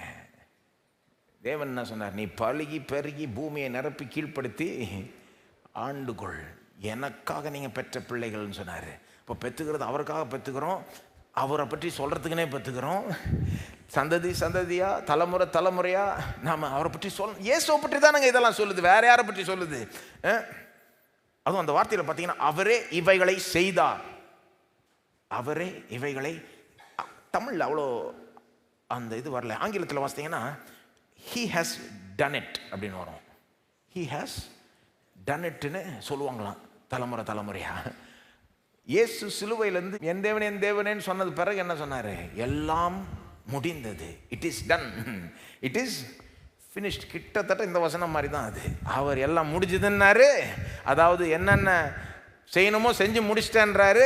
அப்புறம் நாம தலைமுறை தலைமுறையா அவர் என்ன செய்து முடிச்சாரோ எடுத்து சொல்லிட்டு இருக்கோம். இதெல்லாம் அவர் செஞ்சார், இதெல்லாம் அவர் செய்தார், அவரே இவைகளை செய்தார். நம்முடைய பிள்ளைகள், நம்முடைய பிள்ளைகளின் பிள்ளைகளுக்கு நாம சொல்லுகிறோம்.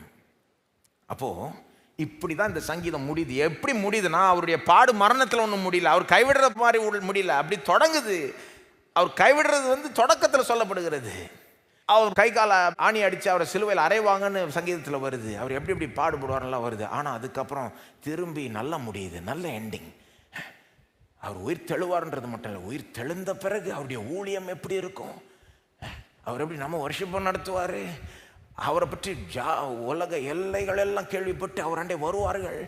புறஜாதிகள்லாம் அவரை தொழுது கொள்வார்கள். சந்ததி சந்ததியாக நம்ம பிள்ளைகளுக்கெல்லாம் தொடர்ந்து நாம் அவரை பற்றி சொல்லுவோம், அவர் என்னென்ன செய்தார். இப்போ இந்த நல்ல எண்டிங் இயேசுக்கு தெரியுமா தெரியாதா? என்ன நினைக்கிறேங்க? தெரியும். வெறும் கடவுளாக மட்டும் சொல்ல, மனுஷனாகவும் தெரியும் அவருக்கு. அப்போ 1ஆம் வசனத்தை அவர் கோட் பண்ணுவதன் மூலமாய் என்ன தெரியுதுன்னா, சங்கீதம் 22 அவருடைய மைண்டில் இருக்குது. நிச்சயமாக அந்த எண்டிங்கும் மைண்டில் இருக்குது.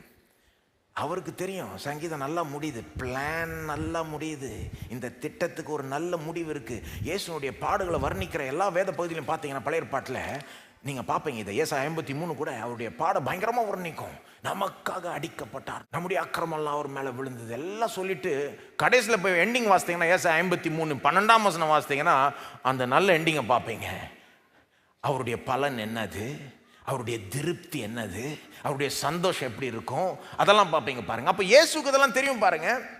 சங்கீதம் 22க்கு நல்ல முடிவு இருக்கு, பிளானுக்கு நல்ல முடிவு இருக்குன்றது தெரிஞ்சிருந்ததுனால அவர் நம்பிக்கை இழக்கவே இல்லை. இயேசு நம்பிக்கை இழக்கவே இல்லை. சிலர் நினச்சிக்கிறாங்க இயேசு சிலுவையில் கன்ஃபியூஸ் ஆகி என் தேவனே ஏன் என்னை கைவிட்டீர்னு கதறினாரு.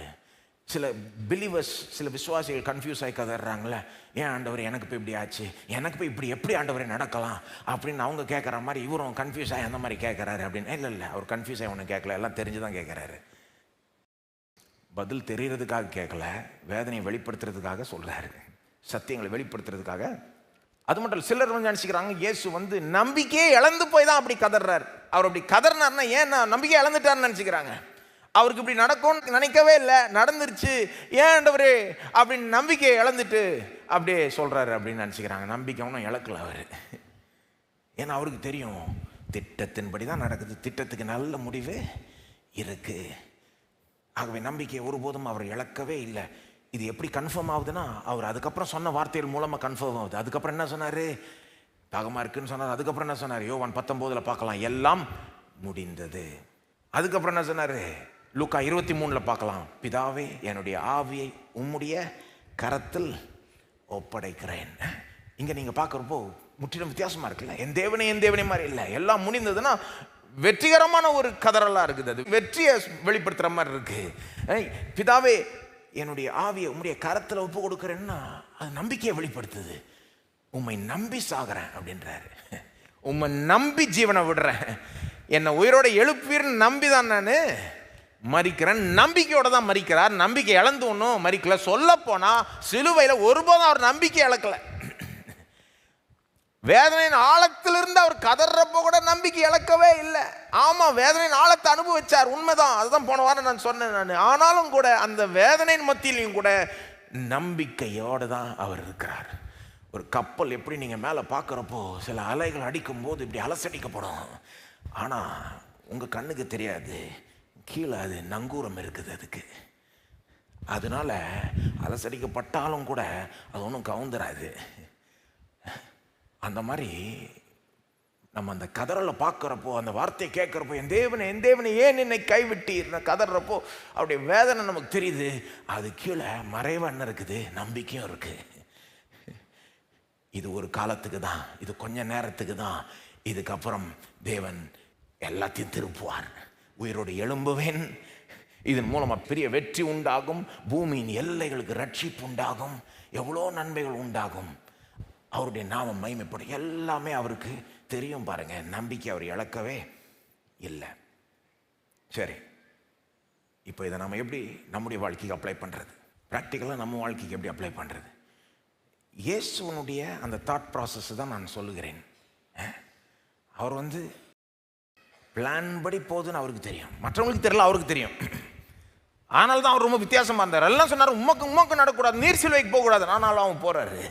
ஏன்னா பிளான் படி எல்லாம் நடக்குது, அவருக்கு தெரியும். பிளானுக்கு நல்ல முடிவு இருக்குன்னு அவருக்கு தெரியும். ஆகவே நம்பிக்கை இழக்கவே இல்லை. இதை நாம் எப்படி அப்ளை பண்ணுறது? நம்முடைய வாழ்க்கையில் கூட நடக்க போகிற எல்லாத்தையுமே தேவன் முன்னாகவே அறிஞ்சிட்டார். நம்முடைய வாழ்க்கையில் நடக்க போகிற எல்லாத்தையும் தேவன் முன்னாகவே அறிஞ்சு வச்சிட்டார். தீமைகள், பாடுகள், வேதனைகள் உட்பட அதையும் முன்னாகவே அறிஞ்சு வச்சிட்டார்.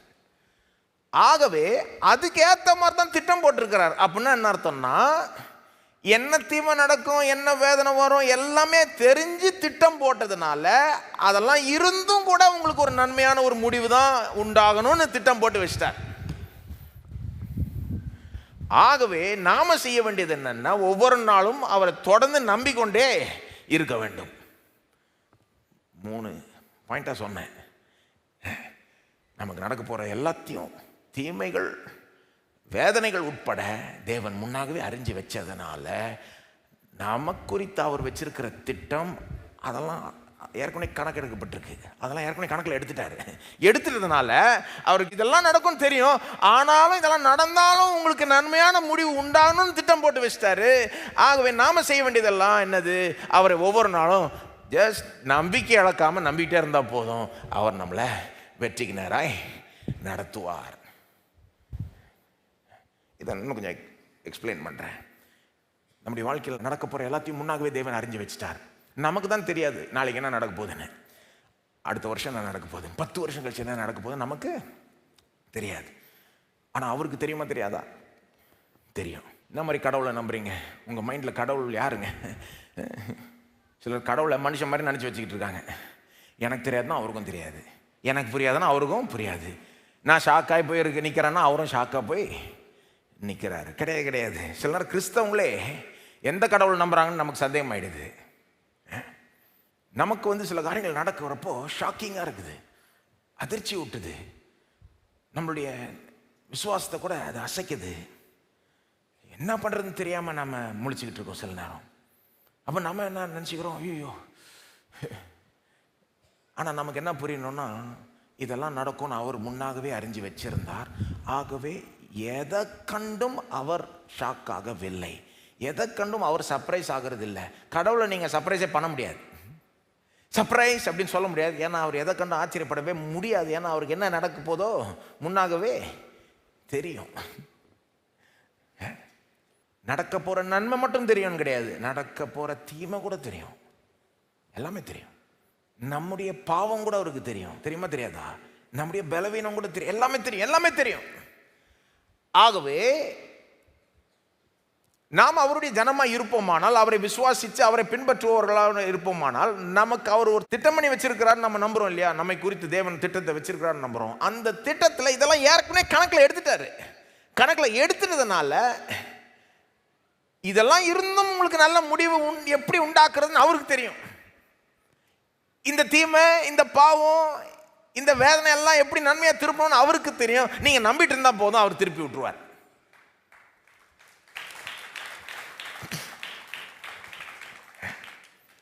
கடவுளுக்கும் நன்மைக்கும் ஒரு சம்பந்தம் உண்டு இல்லையா? ஆனால் கடவுளுக்கும் தீமைக்கும் அதே போல் சம்பந்தம் கிடையாது. கரெக்டாக புரிஞ்சுக்கணும். கடவுளுக்கும் நன்மைக்கு என்ன சம்பந்தம்? அவர் தான் ஒவ்வொரு நன்மைக்கும் ஊற்றுக்காரனர். எல்லா நன்மையும், ஒவ்வொரு நன்மையான ஈவும் ஜோதிகளும் பிதாவிடத்திலிருந்து தான் இறங்கி வருகிறது. இப்போ நன்மை வந்தாலே அது அவர், அதுக்கு காரணர் அவர் தான். தீமைக்கு அவர் காரணர் கிடையாது. பைபிள் தீமைக்கு யாரை காரணராக காமிக்குது? நம்ம பாவத்தை, பிசாசை. பாவம், பிசாசு காரணம் இருக்கு, ஆனால் தேவன் கிடையாது. நன்மைக்கு காரணம் போல தீமைக்கு அவர் காரணர் கிடையாது. சில காரியங்களை சொல்லிடுறேன். தேவன் தீமைக்கு எப்படி சம்பந்தப்படவில்லை என்று சொல்லிடுறேன். தேவன் தீமைக்கு காரணர் அல்ல. தேவன் தீமை வர்றப்போ ஆச்சரியப்படுவது இல்லை. தேவன் தீமையை கண்டு அஞ்சுவது இல்லை. தீமையினால் பயப்படுவது இல்லை. நாம தான் அதெல்லாம் நம்மளை அது அச்சுறுத்தும், நம்மளை அது பயமுறுத்தும் எல்லாம் ஓகே. பட் அவர் அப்படி அதுக்கு ரெஸ்பாண்ட் பண்ணுறது கிடையாது. Is not threatened or scared of evil. தீமையினால் அவர் மேற்கொள்ளப்படுகிறது இல்லை. எப்படி சம்மந்தப்படுத்தணும்னு சொல்கிறேன், எப்படி சம்மந்தப்படுத்தக்கூடாதுன்னு சொல்லிட்டேன். அதாவது அவர் தீமை காரணர் இல்லை, இது இப்படி இல்லைன்னு சொல்லிட்டேன். சில பாசிட்டிவ் அஃபர்மேஷன் சொல்கிறேன். தேவன் தீமையை வெறுக்கிறார். தேவன் தீமையை வெறுக்கிறார். நம்மள சொல்றாரு, love what is good, hate all evil. தீமையை வெறுத்து கொள்ளுங்கள், அன்பை பற்றி கொள்ளுங்கள். அப்போ அவர் எப்படி தீமையை விரும்புவார்? இல்லை, அவர் வெறுக்கிறார். அப்போ எப்படி அவர் தீமை காரணராக இருப்பார்? இல்லை, அவர் வெறுக்கிறார். தீமையை வெறுக்கிறார், தீமையை தண்டிக்கிறார். அதுவே ப்ரூஃப். தீமையை தண்டிக்கிறார்னா அப்போ தீமைக்கு காரணராக இருக்க முடியாது. தீமைக்கு காரணராக இருந்துக்கிட்டு எப்படி தீமையை தண்டிக்க முடியும்? ஒரு நாள் தேவன் தீமை செய்கிறவர் எல்லாரையுமே தண்டிக்க தான் செய்வார். தப்பவே முடியாது, சான்ஸே கிடையாது. தேவனுக்கு முன்பாக கணக்கு சொல்லி தான் ஆகணும். ஆனால் தேவன் தான் தீமைக்கு காரணம்னா, அப்போ அதனால தான் அவங்க தீமை செஞ்சாங்கன்னா, அப்போ அவங்களை கூப்பிட்டு எப்படி இவர் தண்டிப்பார்? முடியாது. அவர் தீமைக்கு காரணர் கிடையாது. தீமையை தண்டிக்கிறார், தீமையை ஆளுகிறார். பாருங்க, தீமைக்கு காரணராக இல்லாததுனால தீமை வர்றப்போ அவரும் நம்மளை போல முடிச்சுக்கிட்டு இருக்காருன்னு நினச்சிக்க கூடாது. ஐயோ எப்படி நடந்தது, இது என்ன பண்றது? அவர் தீமையை ஆளுகிறார், அதனால் பயப்படுறது கிடையாது. தீமை ஆளுகிறார், அவர் நடக்கும்னு தெரியும், வரும்னு தெரியும், அதை ஆளுகிறார். அவர் திட்டமிடுறப்போ ஏற்கனவே எல்லா தீமையும், எல்லா வேதனையும், எல்லா பாடுகளையும் கணக்கில் எடுத்து தான் திட்டம் பண்ணி வச்சுட்டார். அவருடைய திட்டம் நல்லது, நமக்கு ஒரு நல்ல முடிவை கொண்டு வருகிற ஒரு திட்டம். தீமையை நன்மையாக திருப்புகிறார், தீமையை நன்மையாக திருப்புகிறார், தீமையிலிருந்து நன்மையை வரவழைக்கிறார். அது அவரால் தான் முடியும். தீமையிலிருந்து நன்மையை வரவழை, முடிவில் துவக்கத்தை பார்க்குற தேவன். எல்லாம் முடிஞ்சது நம்ம நினைப்போம், அப்படிதான் நினைச்சாங்க. சிலுவையில் முடிஞ்சது, செத்துட்டாரு, அடக்கம் பண்ணியாச்சு, அப்புறம் உயிரோடு எழும்புறாரு, உலகமே புதிதாகிறது. தீமை நடந்துருச்சுன்னா அப்படிதான் நினைக்கிறாங்க, எல்லாம் போச்சு. இல்லை, அவர் தீமையிலிருந்து நன்மையை வரவழைக்கிற தேவன். ஏன் இதெல்லாம் சொல்றேன்னா, அவர் என்ன தீமை நடக்க போகுதுன்னு முன்னாகவே அறிஞ்சு திட்டமிடுறப்போ அதெல்லாம் கணக்கில் எடுத்து திட்டமிட்டதுனால, ஒரு நல்ல திட்டத்தை நமக்காக வச்சிருக்கிறதுனால, எத்தனை பேர் நம்புறீங்க? நமக்காக நல்ல திட்டத்தை வச்சிருக்கிறார் தேவன். நல்லவர் அவர். கர்த்தர் நல்லவர் சொல்லுங்க, கர்த்தர் நல்லவர், எனக்காக நல்ல திட்டத்தை வைத்திருக்கிறார். எரேமியா 29:11 சொல்லுது, நீங்கள் எதிர்பார்க்கும் முடிவை உங்களுக்கு கொடுக்கும்படி நான் உங்கள் பேரில் நினைத்திருக்கிற நினைவுகளை அறிவேன் என்று கர்த்தர் சொல்லுகிறார். அவைகள் தீமைக்கல்ல, சமாதானத்துக்கு ஏதுவான நினைவுகள். இருக்க வேண்டிய விதத்தில் உன் வாழ்க்கை இருக்கணும்னு நான் நினைக்கிறேன்றாரு, அதுக்கேற்ற மாதிரி திட்டத்தை வச்சிருக்கிறேன்றாரு.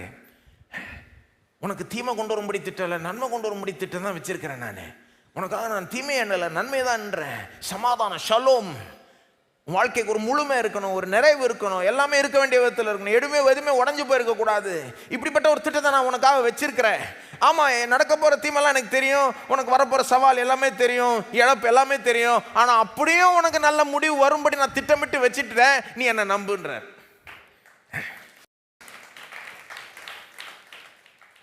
ஆகவே ரொம்ப மோசமான தீமை கூட தேவனுடைய திட்டத்தை கெடுக்க முடியாது.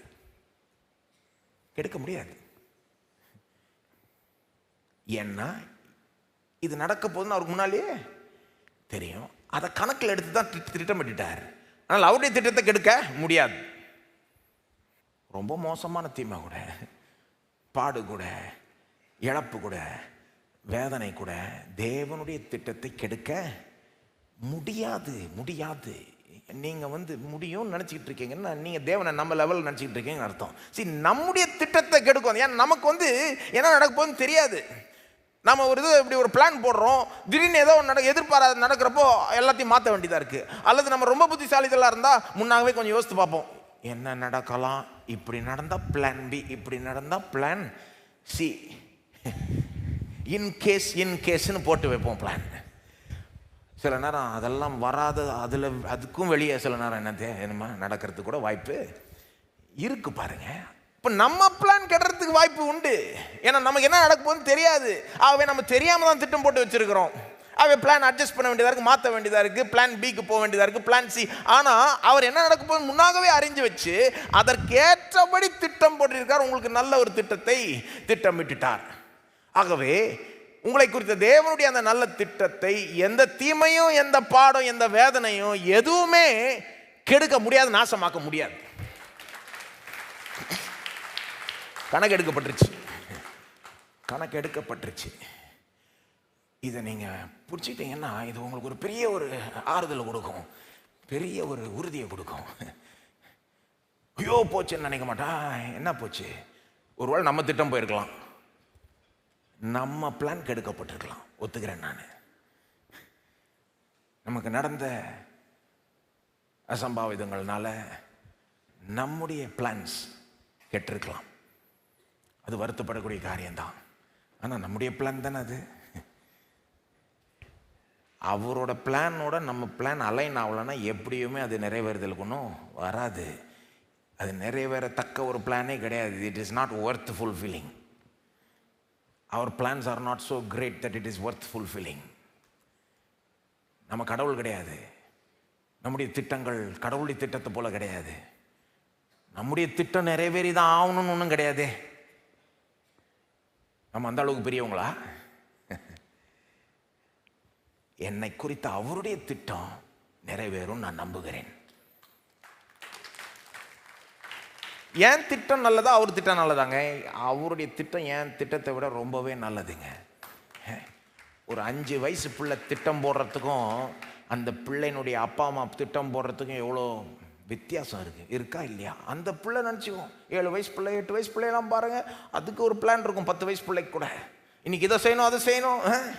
அந்த பிளானுக்கு விரோதமாக நீங்கள் போனீங்கன்னா அது என்ன உங்களை பார்த்து என்ன திட்டம் போடுறீங்கன்ற மாதிரி பார்க்குது, என்ன தெரியுதுன்ற மாதிரி அது பார்க்குது. பாருங்க, என் சந்தோஷத்தெல்லாம் கெடுக்கிறதுக்குனே வந்திருக்கிறீங்களேன்னு பார்க்குது. ஆனால் எந்த பிளான் பெட்டர்? அந்த 10 வயசு பிள்ளையினுடைய திட்டமா அந்த அப்பா அம்மாவனுடைய திட்டமா? 10 வயசு பிள்ளைக்கும் ஒரு 40 வயசு உள்ள பெற்றோருக்கும் இவ்வளோ பெரிய வித்தியாசம் இருக்குன்னா, சிருஷ்டிகருக்கும் படைப்புக்கும் படைத்தவருக்கும் படைப்புக்கும் எவ்வளோ பெரிய வித்தியாசம் இருக்கும் பாருங்க. நாம நினச்சிக்கிறோம் ஐயோ போயிடுச்சு, நம்ம சந்தோஷம் கெட்டுருச்சு, எல்லாம் போச்சு. அவருடைய பிளான் கெடவே இல்லை. இதெல்லாம் கணக்கில் எடுக்கப்பட்டு தான் திட்டமிட்டு இருக்கிறார். அப்படின்னா உங்களுக்கு நல்ல முடிவு இன்னும் காத்து கொண்டு இருக்குது. தீமை அவருடைய பிளானை கெடுக்க முடியாதுங்க. என்ன தெரியுமா பண்ண முடியும்? தீமை வந்துருச்சுனாலே நீங்க எப்படி நினைக்கணும், அப்போ இதுக்கப்புறம் நன்மை வரும். இந்த தீமைனாலே நன்மை வரும், இந்த தீமையிலிருந்து நன்மை வரும், இந்த தீமையை நன்மையாய் திருப்பப்படும். அது ஒவ்வொரு முறையும் தேவன் செய்யாம விடவே மாட்டார். அவர் செய்யறதுக்கு ரொம்ப நாள் இருக்குது அவருக்கு. நம்ம டைம் லைன் படி செய்யணும்னு அவசியம் கிடையாது அவருக்கு. நாம நினைப்போம் எப்படி தீமையை நன்மையா திருப்ப முடியும்? சான்ஸே கிடையாது. அவரால் செய்ய முடியும். நம்ம வெயிட் பண்ணி நம்பி பார்க்கணும். அதுதான் அதுல டிஃபிகல்ட்டி. அந்த நேரத்தில் நமக்கு எப்படி தோணும்னா, இதெல்லாம் எப்படி நன்மையா திரும்ப முடியும்? சான்ஸே கிடையாது. ரொம்ப நினைச்சுக்காதீங்க, மண்டை இதாயிடும். ஜஸ்ட் நம்பி வெயிட் பண்ணி பாருங்க. சரி, நான் வெயிட் பண்ணி பார்க்குறேன். ஏன்னா அந்த நேரத்தில் சான்ஸே இல்லாத மாதிரி தான் தெரியும். யோசேப்பினுடைய வாழ்க்கையை பாருங்க. குழியில போட்டப்போ இதிலிருந்து என்னங்க நன்மை வரப்போகுதுன்னு நீங்க நினைச்சிருப்பீங்க. யோசேப்பு எந்த தப்பும் செய்யல. சொந்த அண்ணனுங்களே அவரை சாகடிக்கணும்னு நினைச்சு கடைசியில் குழியில் தூக்கிப்பட்டு அப்புறம் அடிமையாக வித்துட்டாங்க. ஒரு வேற தேசத்துக்கு அடிமையாக விற்கப்பட்டு போறாருங்க. இதிலிருந்தெல்லாம் என்ன நன்மை உண்டாகும் நாம நினைப்போம். யோசேப்பு என்ன நினைச்சாருன்னு எனக்கு தெரியல. அப்புறம் அங்கே அவர் வேலை செஞ்சு மேலே முன் வருகிறாரு. அவருக்குன்னு பொறுப்பெல்லாம் கொடுக்கப்படுது ஒரு மிலிட்ரி கமாண்டர் வீட்டில். அந்த கமாண்டருடைய மனைவி இவரை தவறாக குற்றச்சாட்டி ரேப் பண்ண பார்த்தாருன்னு சொல்லி குற்றச்சாட்டி இவரை ஜெயிலில் தூக்கி எறிகிறாங்க. எப்படி இருந்திருக்கும் பாருங்க. எந்த தப்பும் பண்ணல, செய்யாத தப்புக்கு போய் இவர். யோசேப்பு இயேசுக்கு ஒரு நிழலாட்டம். இதிலிருந்து போய் என்ன நன்மை வரும்னு நம்ம நினைக்கலாம். ஆபிரகாமின் சந்ததியார் இப்படி போய் ஜெயிலில் தவிச்சுக்கிட்டு இருக்கிறான். ஆனால் அங்கிருந்து தேவன் அந்த தீமையெல்லாம் எவ்வளோக்கு எவ்வளோ தீமை நடந்ததோ அவ்வளோக்கு எவ்வளோ அதை நன்மையாய் திருப்பி, எந்த அளவுக்கு திருப்பிடுறாருன்னா, யோசேப்பு அந்த நடந்த தீமையெல்லாம் மறக்கிற அளவுக்கு, அதாவது அதை குறித்த ஒரு கசப்பே இல்லை யோசேப்புக்கு கடைசியில். உங்களுக்கு தெரியுமா எவ்வளோ வருடங்கள் வீணாச்சுன்னு நீங்க சொல்லலாம் யோசேப்புடைய வாழ்க்கையை பார்த்து. அவருடைய என்டையர் அந்த யூத் இயர்ஸே வீணாயிடுச்சுன்னு நீங்க சொல்லலாம். எவ்வளவு கசப்பு நிறைந்தவர்களா இருந்திருக்கலாம் அவரு. ஆனா அவர் பிரதான் மந்திரி ஆகுறப்போ, அங்க எகிப்தினுடைய டாப் மேன் ஆகுறப்போ, ஆதியாகமம் 50ஆம் அதிகாரத்துல அவருடைய அண்ணனுங்கள் பயப்படுறாங்க. அப்போ இவனுங்க பயந்துடுறாங்க. ஐயோ, இப்போ யோசேப்பு எங்களை சாகடிக்கிறதுக்கு கூட அதிகாரம் இருக்கு, தேசத்துக்கே தலைவன் போல அவன், நம்ம போய் மன்னிப்பு கேட்போம் அப்படின்னு பயந்து போய் மன்னிப்பு கேட்குறாங்க. அந்த நேரத்தில் யோசேப்பினுடைய வார்த்தைகளை பார்த்தீங்கன்னா, யோசேப்புக்கு நடந்த சம்பவத்தை குறித்த கசப்பே இல்லை. நீங்கள் இப்படி பண்ணிட்டீங்களே, என் வாழ்க்கையை எவ்வளோ காலமாக வீணாக்கிட்டீங்களே, அப்படிலாம் இல்லை. அவர் பேசுகிற வார்த்தைகளை பார்த்தீங்களா? ஆதியாகமம் 50ஆம் அதிகாரம் 19, 20. யோசேப்பு அவர்களை நோக்கி, பயப்படாதிருங்கள், நான் தேவனா? என்ன சொல்கிறாரு? நான் கடவுள் கிடையாது, நான் பிரைம் மினிஸ்டராக இருக்கலாம், நான் கடவுள் கிடையாது, பழி வாங்கிறதுக்கு நான் கடவுள் கிடையாது, உன்னை நியாயம் தீர்க்கிறது நான் கடவுள் கிடையாது. அப்புறம் அவர் சொல்ற வார்த்தை 20ஆம் வசனம், நீங்கள் எனக்கு தீமை செய்ய நினைத்தீர்கள். அவர் அதை மறக்கல. எப்படி நினைக்கிறார் அதை பற்றி? பாஸ்ட திரும்பி பார்க்குறப்ப, நீங்க எனக்கு தீமை செய்ய நினைத்தீர்கள், தேவனோ, அல்ல சொல்லுங்க, தேவனோ இப்பொழுது நடந்து வருகிறபடியே வெகு ஜனங்களை உயிரோட காக்கும்படிக்கு அதை நன்மையாக முடிய பண்ணினார். நீங்க தீமை செய்யணும்னு பண்ணீங்க, ஆனா தேவனோ ஆக்சுவலா தமிழ்ல வந்து சிலது மிஸ்ஸிங்கா இருக்குதாங்க. ஆங்கிலத்தை வாசித்தீங்கன்னா you meant it for evil but God meant it unto good. தமிழ்ல அது மிஸ்ஸிங். தமிழ்ல நன்மையா முடிய பண்ணினார் மட்டும் வந்துருச்சு. ஆக்சுவலா எப்படி வரணும்? நீங்கள் தீமை செய்ய நினைத்தீர்கள், தேவனோ நன்மை செய்ய நினைத்து நன்மையாய் முடிய பண்ணினார். இப்படி வரணும். யோசேப்பு எப்படி பார்க்கிறார்? அவருடைய வாழ்க்கையை திரும்பி பார்க்கிறப்போ, ஆமா நீங்க என்னத்தையோ நினைச்சு செஞ்சீங்க, ஆனா இதெல்லாம் பார்ட் ஆஃப் அ பிளான். இதெல்லாம் கணக்கில் எடுத்து தான் அவர் திட்டமிட்டார். அவர் உங்களை போல தீமையை நினைச்சு செய்யல, நன்மையை நினைத்து செய்தார், நன்மையா முடிய பண்ணினார். வெயிட் பண்ணி நீங்களும் காத்திருந்தீங்கன்னா உங்க காலமும் வரும். யோசேப்பை போல உங்க காலமும் வரும். கஷ்டப்படுகிறவர்களுக்கு சொல்லுகிறேன், தீமைக்கு நடுவில் தவித்து கொண்டிருக்கிறவர்களுக்கு சொல்லுகிறேன், கொஞ்சம் காத்திருந்தீங்க. இப்போ உங்களுக்கு புரியாது, புரியவும் முயற்சியிட தேவையில்லை. நீங்க ஜஸ்ட் டெய்லி யோசேப்புடைய வாழ்க்கை ரொம்ப அருமையான வாழ்க்கை பாருங்க. எல்லா தீமையின் மத்தியிலும் எல்லா பாடின் மத்தியிலும் டெய்லி நம்பிக்கையோட அந்த மனுஷன் வாழ்ந்த மாதிரி எனக்கு தெரியுது. நாமும் அப்படிதான் இருக்கணும். எப்படி இருக்கணும்? ஒவ்வொரு நாளும் நம்பி நம்பி சிம்பிளான காரியங்களை பண்ணணும், அவ்வளோதான். நம்பிக்கையோட வேலைக்கு போகணும், நம்பிக்கையோட உட்காந்து சாப்பிடணும், நம்பிக்கையோட தூங்கணும், நம்பிக்கையோட விளையாடணும், நம்பிக்கையோட எல்லாத்தையும். நம்பிக்கையோட எவ்வளோ பெரிய வித்தியாசம் இருக்குது தெரியுமா? நம்பிக்கையோட வேலைக்கு போகிறதுக்கும் நம்பிக்கை இல்லாமல் வேலைக்கு போகிறதுக்கும். இந்த வேலை என்னத்துக்கு, இந்த வேலை பாழ போன வேலை போய் என்ன ஆக போகுது, இதெல்லாம் நடந்துருச்சு இப்போ போய் என்ன அப்படின்னு போகிறது. நம்பிக்கை இல்லாமல் போகிறது, விசுவாசம் இல்லாமல் நம்ம நாளை கழிக்கிறது. நம்பிக்கையோட வேலைக்கு போடுறப்போ என் காலமும் வரும், நான் போய் இந்த வேலையை முழு மூச்சோட முழு பலத்தோட முழு இதயத்தோட செய்கிறேன். கடவுள் கொடுத்த வேலை என்ன இருந்தாலும் என்ன கஷ்டமாக இருந்தாலும் இது அட்லீஸ்ட் கொடுத்துருக்காருல்ல, ஆகவே நான் செய்கிறேன். என் காலம் வரப்போதில்லை, எல்லாம் தீமையை நன்மையாக திரும்ப போதில்லன்னு செய்கிறீங்க. உட்காந்து சாப்பிட்றப்பவும் யோசேப்பு அப்படி தான் வாழ்ந்துருப்பாருங்க. இல்லைன்னா ஒரு மனுஷன் தினந்தோறும் எந்திரிச்சு வேலைக்கு போய் அந்த வேலையில் அவர் செஞ்ச வேலையை பார்த்து இவங்க வந்து ப்ரொமோஷன் கொடுத்தெல்லாம் ஆயிருக்கவே சான்ஸே கிடையாது. காத்திருந்தார், நம்பிக்கிட்டே இருந்தார். சின்ன சின்ன விஷயத்தில் நம்பி நம்பி செஞ்சார், அவ்வளோதான். நம்பி வேலைக்கு போனார், நம்பி சாப்பிட்டார், நம்பி படுத்து தூங்கினார், அவ்வளோதான். நம்பிக்கையை இழக்கவில்லை, நம்பிக்கையை இழக்கவில்லை, அவ்வளோதான் தேவன் நம்மகிட்ட எதிர்பார்க்கிறார். கஷ்டப்படுறவர்களுக்கு சொல்லுகிறேன், தேவன் உங்கள்கிட்ட இருந்து பெருசாக ஒன்று எதிர்பார்க்கல, நம்பிக்கை இழக்காதீங்கன்றார். ஏன்னா இது நடந்ததுனால எல்லாம் போச்சுன்னு ஒன்றும் கிடையாது. உங்கள் திட்டம் போயிருக்கலாம், அவர் திட்டம் போல, அவர் திட்டம் இன்னும் நிலைக்குது. அவர் உங்களுக்காக நல்ல முடிவை வைத்திருக்கிறார், இந்த தீமையை நன்மையாய் திருப்புவார். நம்பிக்கை இழக்காதீங்க. சின்ன சின்ன விஷயங்களில் உங்கள் நம்பிக்கை காமிங்க, அவ்வளோதான். ஒன்றும் பெருசாக ஒன்றும் பண்ண தேவையில்லை. உங்கள் காலம் வரும், உங்களுக்கு திருப்ப போனால் வரும். நீங்கள் பார்த்தீங்கன்னா எங்கெங்கே தேவன் வந்து தீமையை அவருடைய ஜனங்களுக்கு எல்லாருக்குமே இதை பண்ணுறாருங்க. அவருடைய ஜனங்களுக்கு எல்லாருக்குமே இதை என்ன பண்ணுறாரு? தீமையை நன்மையாக திருப்பார். திருப்புறப்ப என்ன பண்ணுவார்? இழந்ததை விட ரெட்டிப்பாக கொடுப்பார். இழந்ததெல்லாம் மறக்கிற அளவுக்கு கொடுப்பார். யோசேப்புக்கு அப்படி பண்ணார், யோபுக்கு அப்படி செய்தார். நீங்கள் யார் வேணா எடுத்து பாருங்க, இயேசுவே எடுத்துக்கோங்க. மிக சிறந்த உதாரணம் இயேசு தான். அவர் சிலுவை பற்றி தான் நம்ம பேசிகிட்டு இருக்கோம். சிலுவையில் எவ்வளோ இழந்தார் இயேசு, எவ்வளோ இழந்தார். நம்ம சொல்கிறோம், நம்ம சமுதாயத்திலலாம் சொல்லுவாங்கல்ல, மான மரியாதை கௌரவம் இழந்து வாழ்கிறதுக்கு வாழாமலே இருக்கலாம் அப்படின்வாங்க. சிலுவையில் இயேசு மான மரியாதை கௌரவத்தெல்லாம் இழந்தாருங்க, இழந்தார். நம்ம இன்னைக்கு நினைக்கிறத விட யூத சமுதாயம் அந்த நாட்கள் அப்படி நினைத்து கொண்டிருந்தது.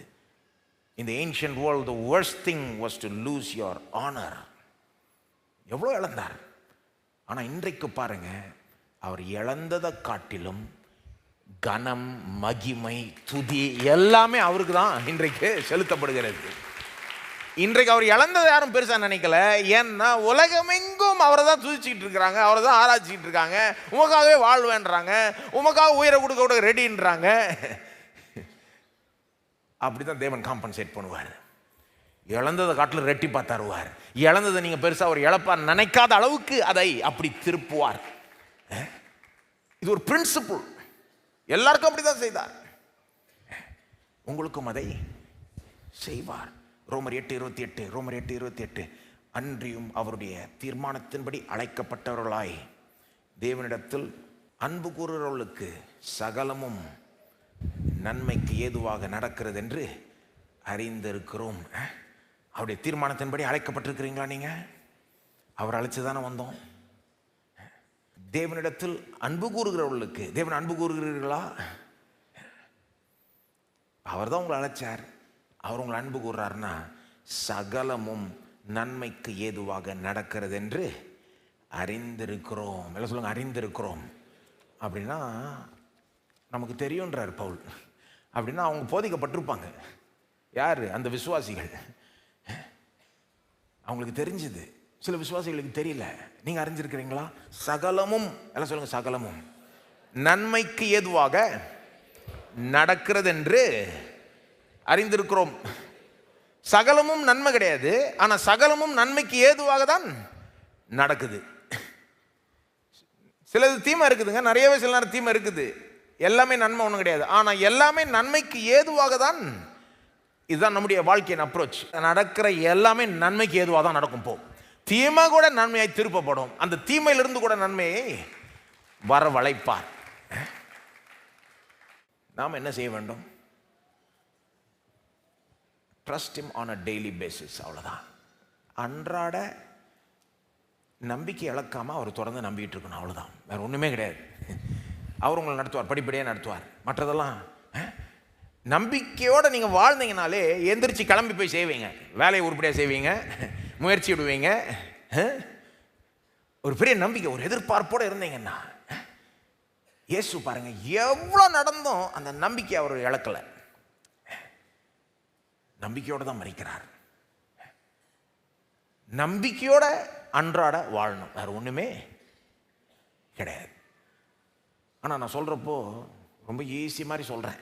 நம்பிக்கையோட ஒவ்வொரு நாளும் வாழணும், ஒன்றுமே கிடையாது. ஆனால் சில நேரம் அது அவ்வளோ ஈஸியாக இருக்க மாட்டேங்குது. எப்படி இயேசு எல்லாத்தின் மத்தியிலையும் தொடர்ந்து நம்பிக்கை இழக்க முடியாமல் இருக்க முடிஞ்சது? அவருடைய ரகசியம் என்ன?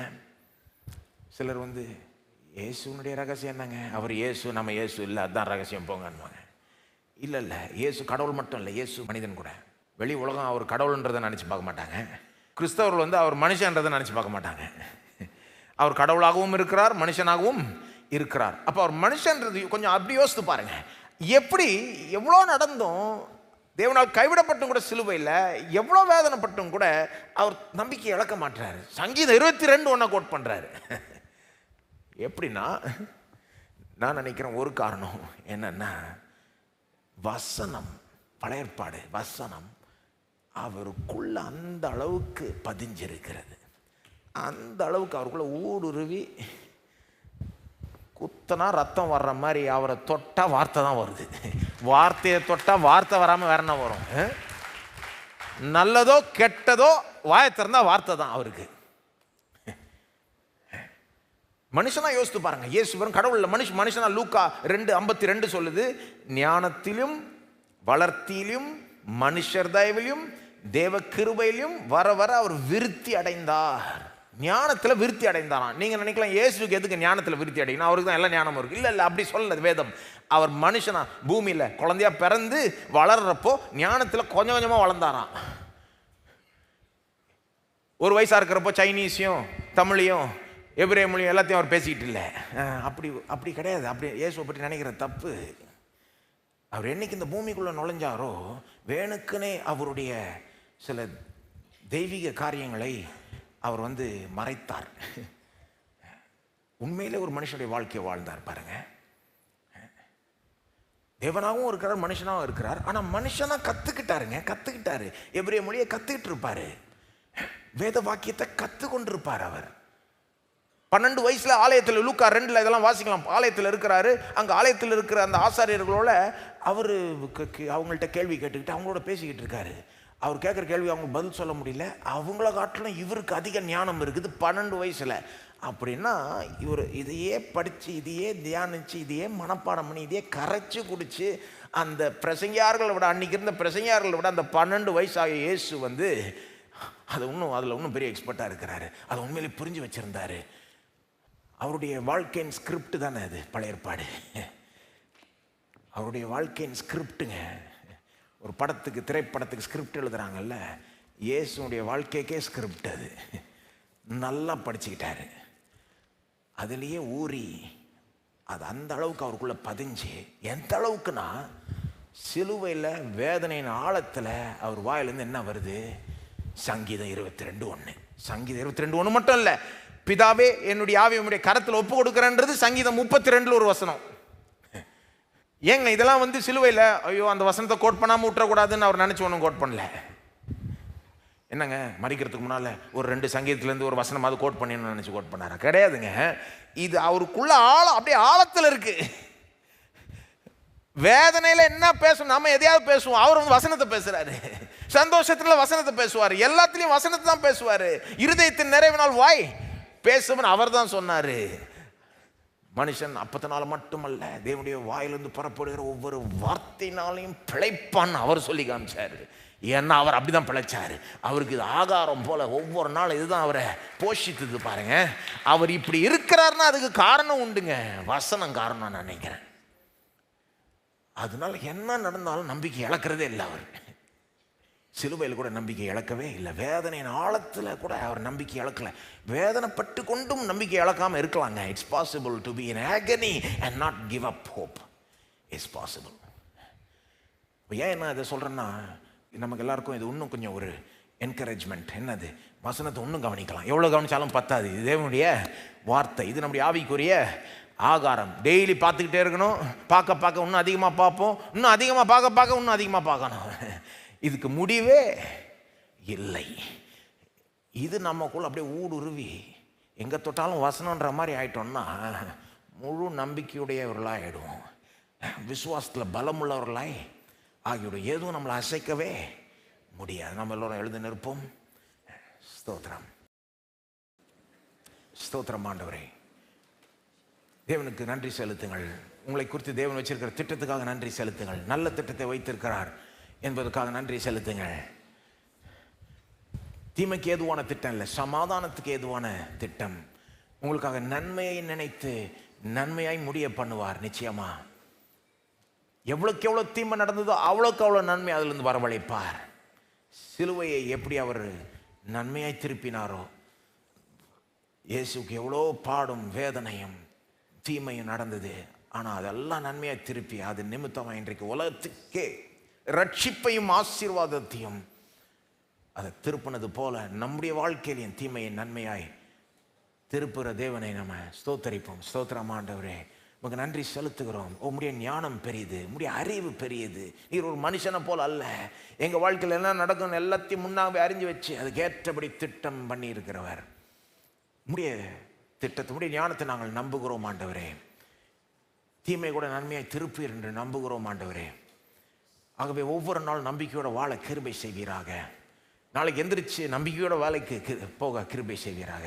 ஒருவேளை வேலை இல்லைன்னா கூட நம்பிக்கையோட வேலை தேட கிருபை செய்வீராக. நம்பிக்கை எங்களை உந்தி தள்ளட்டும் ஆண்டவரே. ஸ்தோத்திரம். Let hope motivate us. ஸ்தோத்திரம். எங்களுடைய விசுவாசத்தை தொடர்ந்து கட்டி எழுப்பும் ஆண்டவரே. தொடர்ந்து உம்முடைய வழிகள் எங்களுக்கு போதியும். உம்முடைய வழிகள் மேலான வழிகள். அதை கிரகித்து கொள்ள எங்களை ஆண்டவரை தொடர்ந்து எங்களை ஞானத்தில் வளரச் செய்யும். உடைய ஜனங்களுடைய கரத்தில் ஒப்பு கொடுக்கிறோம். விசேஷமாய் தீமை நடுவாக கடந்து போயிட்டவர்களுக்காக ஜெபிக்கிறோம். அவர்களை நீர்த்தாமே விசேஷித்த விதத்தில் பலப்படுத்துவீராக, விசேஷித்த விதத்தில் ஆறுதல் படுத்துவீராக.